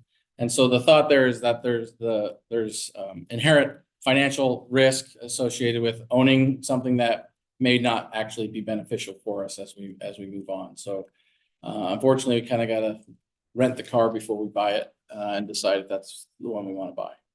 Yeah, and that was the other component. I would much rather put a little bit forward and see where we're at. The other part is, can we cant the stage? Can we move it a little bit from what it was before? Yeah, so those questions came up a lot, and then the short answer is yes. And we've already talked about changing the geometry a little bit, the directional sighting. The engineer's report says that those may have a benefit. They're likely to be negligible, but it didn't say that it's not worth trying. So we've already talked about, in fact, even last year, the main stage probably needed to be turned at least 10 to 15 degrees to the north anyway. And we've already met with our promoter about that, and we've talked about that with the stage company as well. So we'll be able to address that to a certain extent. The other piece too is, honestly, as a fair goer or a festival goer, having to go from this stage to this stage, if they're closer, maybe I don't have, maybe I sit in the middle. and just Right. enjoy. So, and I'll point out too, one of the things that was a lower priority for the neighbors, but we've implemented operationally. Is so last year, there was quite literally no disruption in sound. Meaning stage 1 ended and stage 2 went immediately. And stage 2 ended and stage 1 went, so we ping ponged with no break. And, Mia brought this up actually a lot during the discussions, just this continuity of just constant sound and no break at all. Has potential to be a sort of exponential issue to neighbors, sort of the annoyance factor or whatever you want to call it. But more so than that, even in the festival operating, we had sometimes sound checks went a little long, or sometimes equipment didn't work like it was supposed to, and we ended up having sort of battle of the bands. This one's trying to finish and they're running a little long, and the new band doesn't. They got a 75-piece set. They don't want to cut something out, so they start. And it just operationally didn't work. We actually had a couple different times where both stages running at the same time. That just can't happen. And so we have in between, we have breaks scheduled in between each of these bands. We had 26 bands last year. We have 23 this year. It sounds not so much, but that hour of each day gives us that opportunity to create those breaks in there and not just have that constant sound. And so, and then at the end of the night, stage 2 ends, and then we have the opener goes on, and then there's a 20 to 30 minute break, and then the headliner goes on after. So on the same stage. And so you're really just talking about stage crew taking stuff on and putting stuff on that way. And so there's not that sort of ping pong effect. So stage 2 actually closes down. I don't have the schedule in front of me, but essentially stage 2 finishes at about 7:30 every night, and the main stage will continue on that way. So there will be some sort of operational gains that way. I don't know how much of a benefit that'll be, but it's for operation for the festival, there's a benefit. I think there'll be some benefit to the neighbors as well.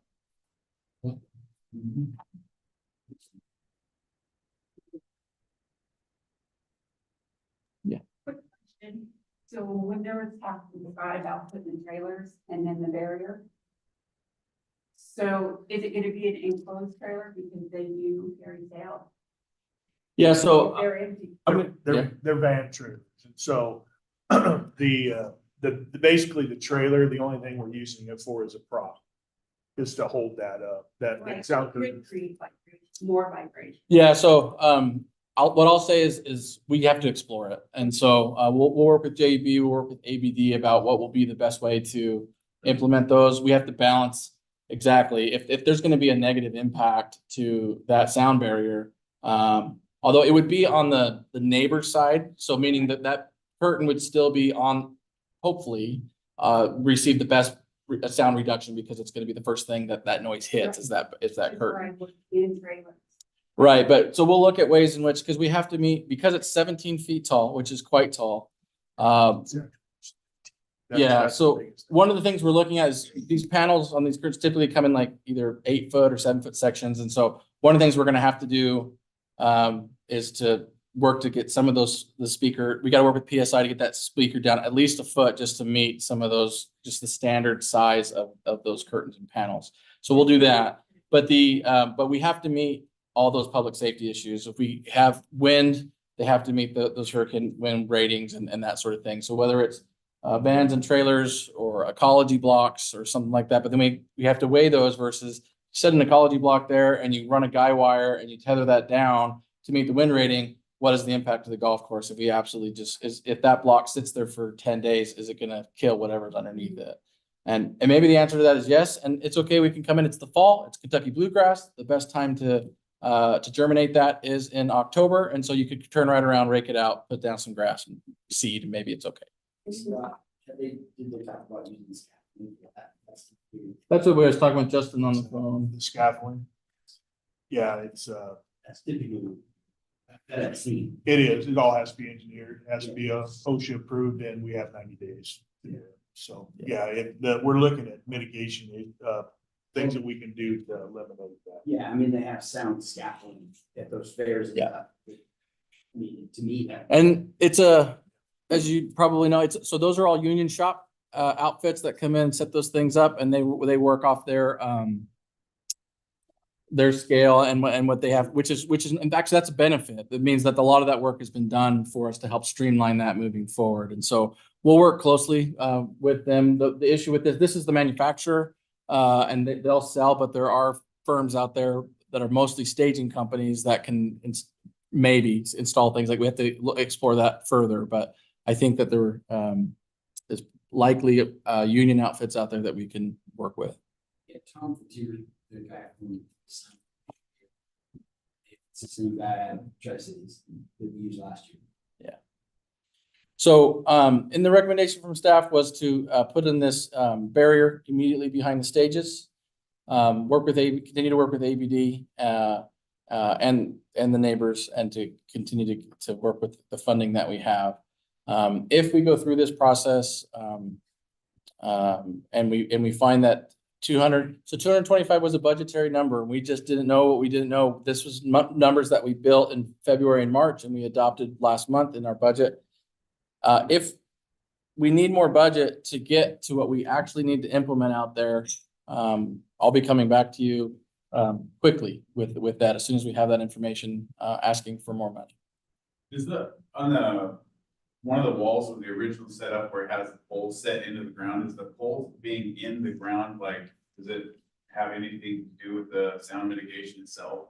Like kind of like an anchor or something to absorb the sound, or is it just a? It's just there to support the sound curtain, yeah, but they're like 3-inch or 4-inch, and then they got to be sleeved in the ground with concrete, so there's a whole lot of infrastructure that goes along with that. That was why we thought if we were going to test the sound curtain, having the trailers there just to hold the curtain up would be a logical, something easy to put in and take out. And that'll have the same effect, though it won't produce. We don't Shouldn't know. be substantially. You wouldn't think so, but we do have a lot of home trailers, I know that. Yeah.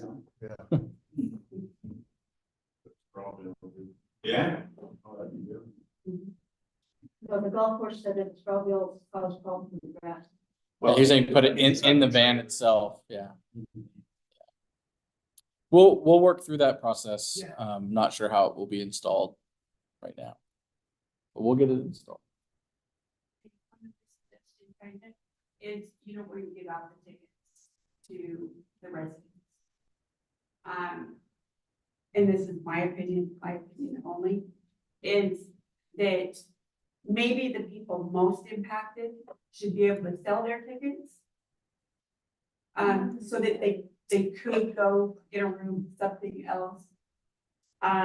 If that's what they choose, but like 90% of the others, they profited from it, which took away from the profit from the event.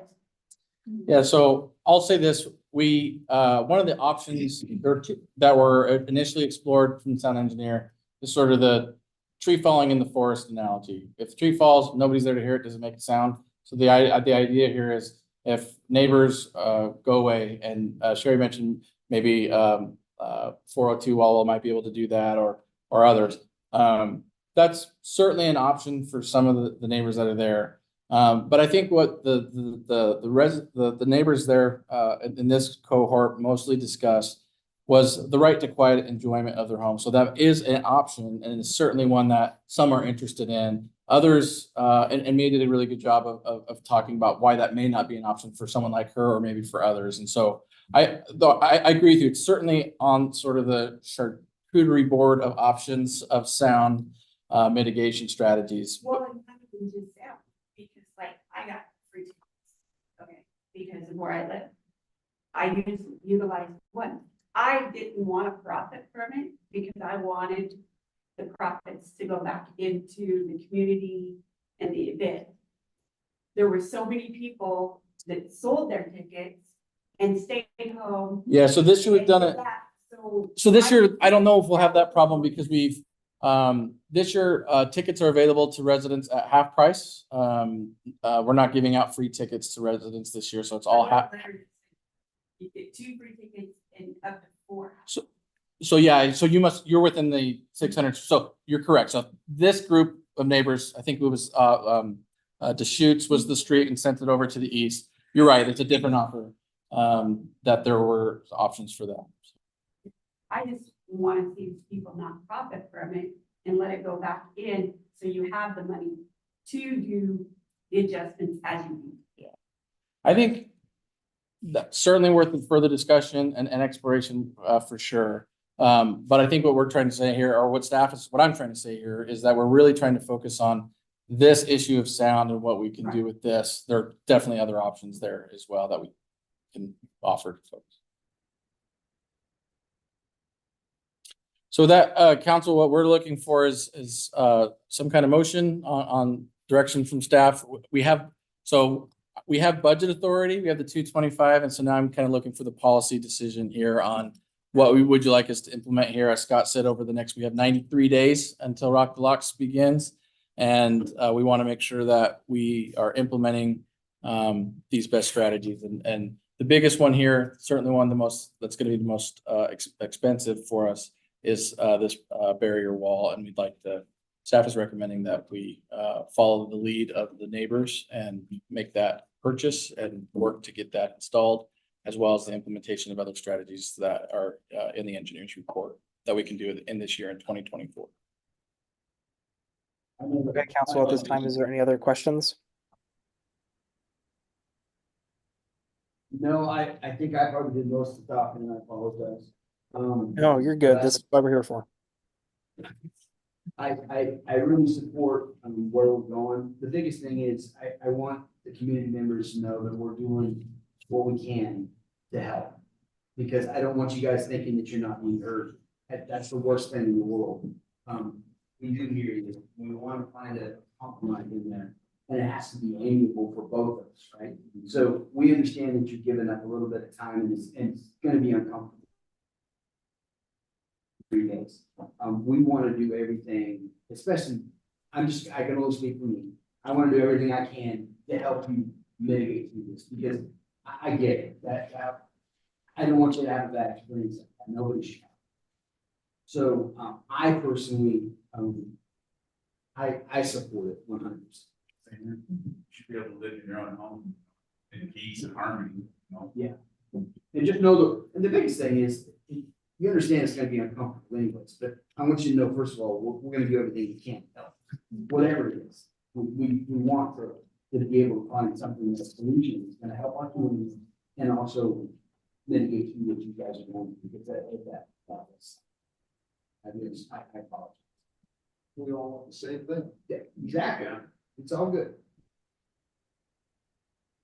So, Mr. Mayor, do you need a motion? Yes, please. That's what we're looking for. Oh, sorry. I make a motion that we accept the city's proposal and we move forward with the sound mitigation as presented. Thank you for your motion, sir. Can I get a second to the motion, please? I'll second that. All in favor? Aye. All opposed?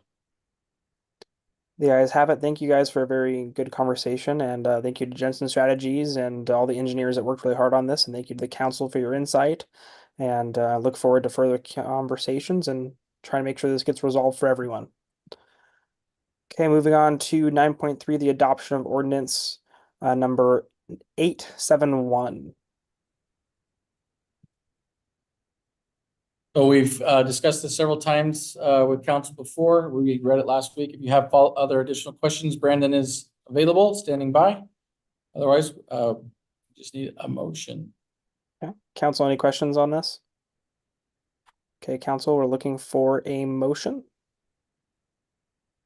Yeah, I'd like to make a motion that we approve new business item 9.3, ordinance 871. Thank you for your motion. Can I get a second to the motion, please? I'll second that. All in favor? Aye. All opposed? The ayes have it. Thank you. Moving on to 9.4, the adoption of ordinance number 872. Dave. Thank you, Mayor. Same as before. These two are interrelated, although they are separate. This is, I think, at least the 4th time we've brought this to council before. If you have further questions, we are prepared to answer. Council, any further questions at this time? If there's no further questions, can I get a motion, please? Mr. Mayor, I would move to approve new business item 9.4, adoption of ordinance 872. Thank you for your motion. Can I get a second to the motion, please? I'll second that. All in favor? Aye. All opposed? You guys have it. Thank you. At this time, we're moving on to our second public comment section. Chief Bridge, at this time, is there any other public comment at this time? No. Okay, thank you. Moving on to the mayor's message. I just want to say thank you, everyone. I apologize for being late this evening. I had some difficulty getting onto the Zoom, but it's all worked out, and I appreciate your guys' patience. Thank you guys for a really good conversation today about Rock the Locks. I know that was a hot button issue with a lot of our community members. And I attended the meeting with Jensen Strategies and some of our community members for some pretty good conversations. And I definitely think that we're moving forward in a way that is beneficial.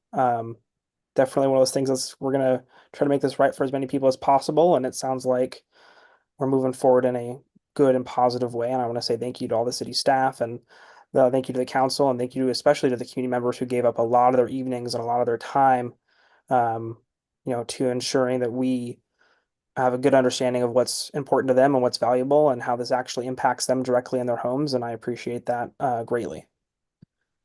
And that's all I have. We'll go ahead and move on to council information and discussions. We'll just go ahead and start down here a little bit at the other end. We'll start with Councilor Tenike, please.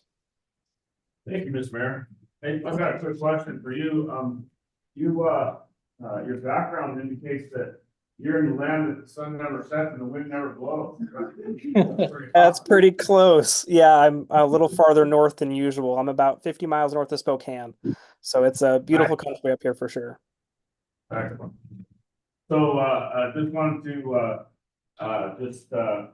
encourage, we had some conversation tonight about buffer zones and the importance of keeping those things knocked down for fire safety. And I just want to encourage everybody where they're able to keep their buffer zone clean and really reduce, wherever you can, your own risk of fire. So just encourage everybody to do that, and I really appreciate Scott's willingness to get out there and knock that down. So that's good stuff. 4th of July is coming up. Everybody remember that that's the day we celebrate our independence, and what an important day that is. And so anyway, everybody please enjoy your 4th of July. And I very much appreciate the just the passion that this community brings to the table. Thank you so much. It's so encouraging and inspiring to see a community come together and make things happen for the good of all. So thank you very much. Thank you, Councilor Mr. McMillan. I want to say thanks to everybody for the landing days. It was a pretty good event there. I mean, definitely not the landing days of the old. There used to be like hardly anything going on down there. Now it's an actual festival. Anyway, when it comes to the Rock the Locks, I want that event more than anybody else to succeed, or as much as anybody else to succeed. But we cannot leave, you guys to be in your own little prison there, and suffer. So yeah, we're gonna try to do the best we can and make it work, but can't have you just living like that, so I promise we'll try our best. At least, within my power, whatever that is, So, and thanks for everybody for showing up, and I guess that's all I gotta say. Keep it short.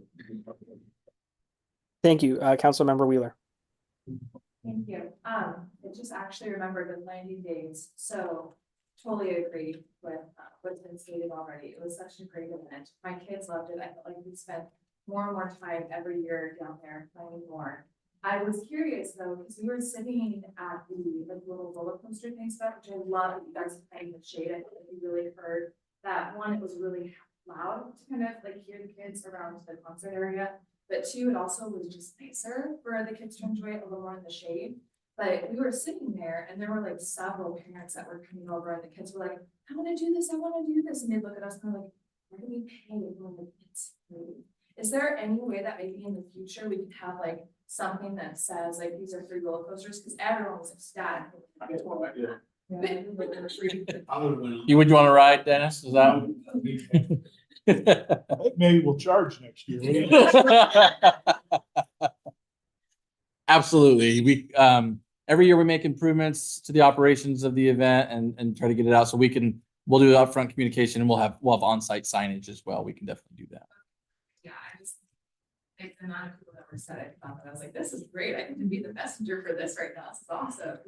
And then also as far as like Rock the Locks, I mean, we continue to talk about so many events out here, and I know it was said tonight that some people feel like their voices aren't just being heard. And so I hope that the city council is just able to echo back to you that we really are listening. And we really do want to hear the good and bad. I actually really appreciated how the majority of the public comment today was like highs and lows and everything between. That's honestly like, I know it gets nerve-wracking sometimes when you kind of feel like I disagree on kind of what's coming. Like that's what's going to help us be a better city. We can't be a better city if we don't know that those issues are coming. So when you guys do that to us, we don't take it as offensive or get upset about it. We want to hear it. And so when we continue to keep that communication with us, that helps us be a better unified city. So thank you so much. I hope that if anything, this is continuing to help build that trust.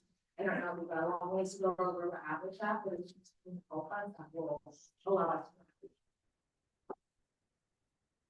If I may add to, you reminded me, Councilor Wheeler, that Mr. Bell texted me after he left, and he just wanted to apologize for getting frustrated in meeting anyone council to know that he appreciates, his opportunity to come talk. So, I missed that earlier. Thank you both. Council, Katie McMillan, please. I'm gonna keep it short and sweet too, because obviously after we go through all this now, different stuff, it's just like a broken record, but I do appreciate you guys all coming and voicing your opinions, because like they said, we don't know what's going on or what it's really like if you guys don't come and voice your opinions out here to it. And we appreciate that you can come and everybody can be civil. It's not just a big, huge uproar. We can get things more across that way, and we can understand, we can listen a lot more than it's just straight across the board, They're working really hard, the city and the Jensens and JV, they're working really hard to figure this out. All we can ask is just be patient. We can't promise it's gonna be today, tomorrow, but just we can have some patience and just allow them to kind of work through it. And hopefully things will be a lot better this year, and each year just get better and better and better and figure it out. So, and thank you guys so much for all the landing day stuff. That was a lot of fun. I didn't know the rides were free. I'm floating over there too, but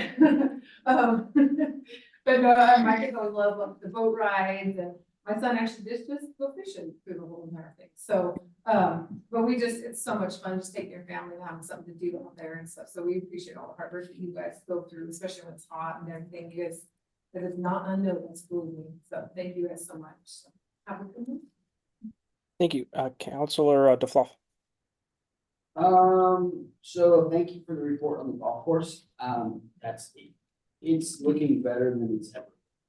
I mean, sure that we have some hurdles, but that's an opportunity for success, Summer events, I can't believe how many summer events we have, and the social media being pushed out, I really appreciate that communication piece. I was just talking to Corinne about that, and I'm just enamored of the fact that we have all these things being actually put together. All the stuff for the kids is fantastic. Kelly Nobles, he left already, he's always a big supporter. He's right. Community events has always been something I think that we started back years and years ago, and we wanted to expand, and we're actually getting it. Community help. I want to say also, I am really proud of Umatilla. I went through the process, and I think I said this before, of putting a business in another city, and there was literally no help. And that's what's nice. I really like about our city staff right now is they're willing to help. So I do appreciate it. And last but not least, I want to thank community members for coming down and voicing your concerns. And as you're sitting in this chair, sometimes it's hard not to take things personal. And sometimes when people get upset, and there's emotions, I take that weight on my shoulders, like I did something wrong. And as a human, we want to kind of deflect that back. And I appreciate the fact that you guys come in and voice your opinion. Thank you very much. I think as with a servant's heart, again, you know, sitting in this position, I don't have the luxury or the right to disperse anything or push anything away. Because the reality is everybody in this community has a voice, and they should have a voice. So I want you to know that I hear you, and I think that's all I got. Thank you. Councilmember Funderburk. So again, I'm probably gonna repeat stuff. Landing days was amazing. I remember years ago, like it was dying out and the parade lasted like 10 minutes. And then I remember when we all came out, for landing, and we all were getting ready to line up, and we looked out and we were like taking pictures of how long the parade was.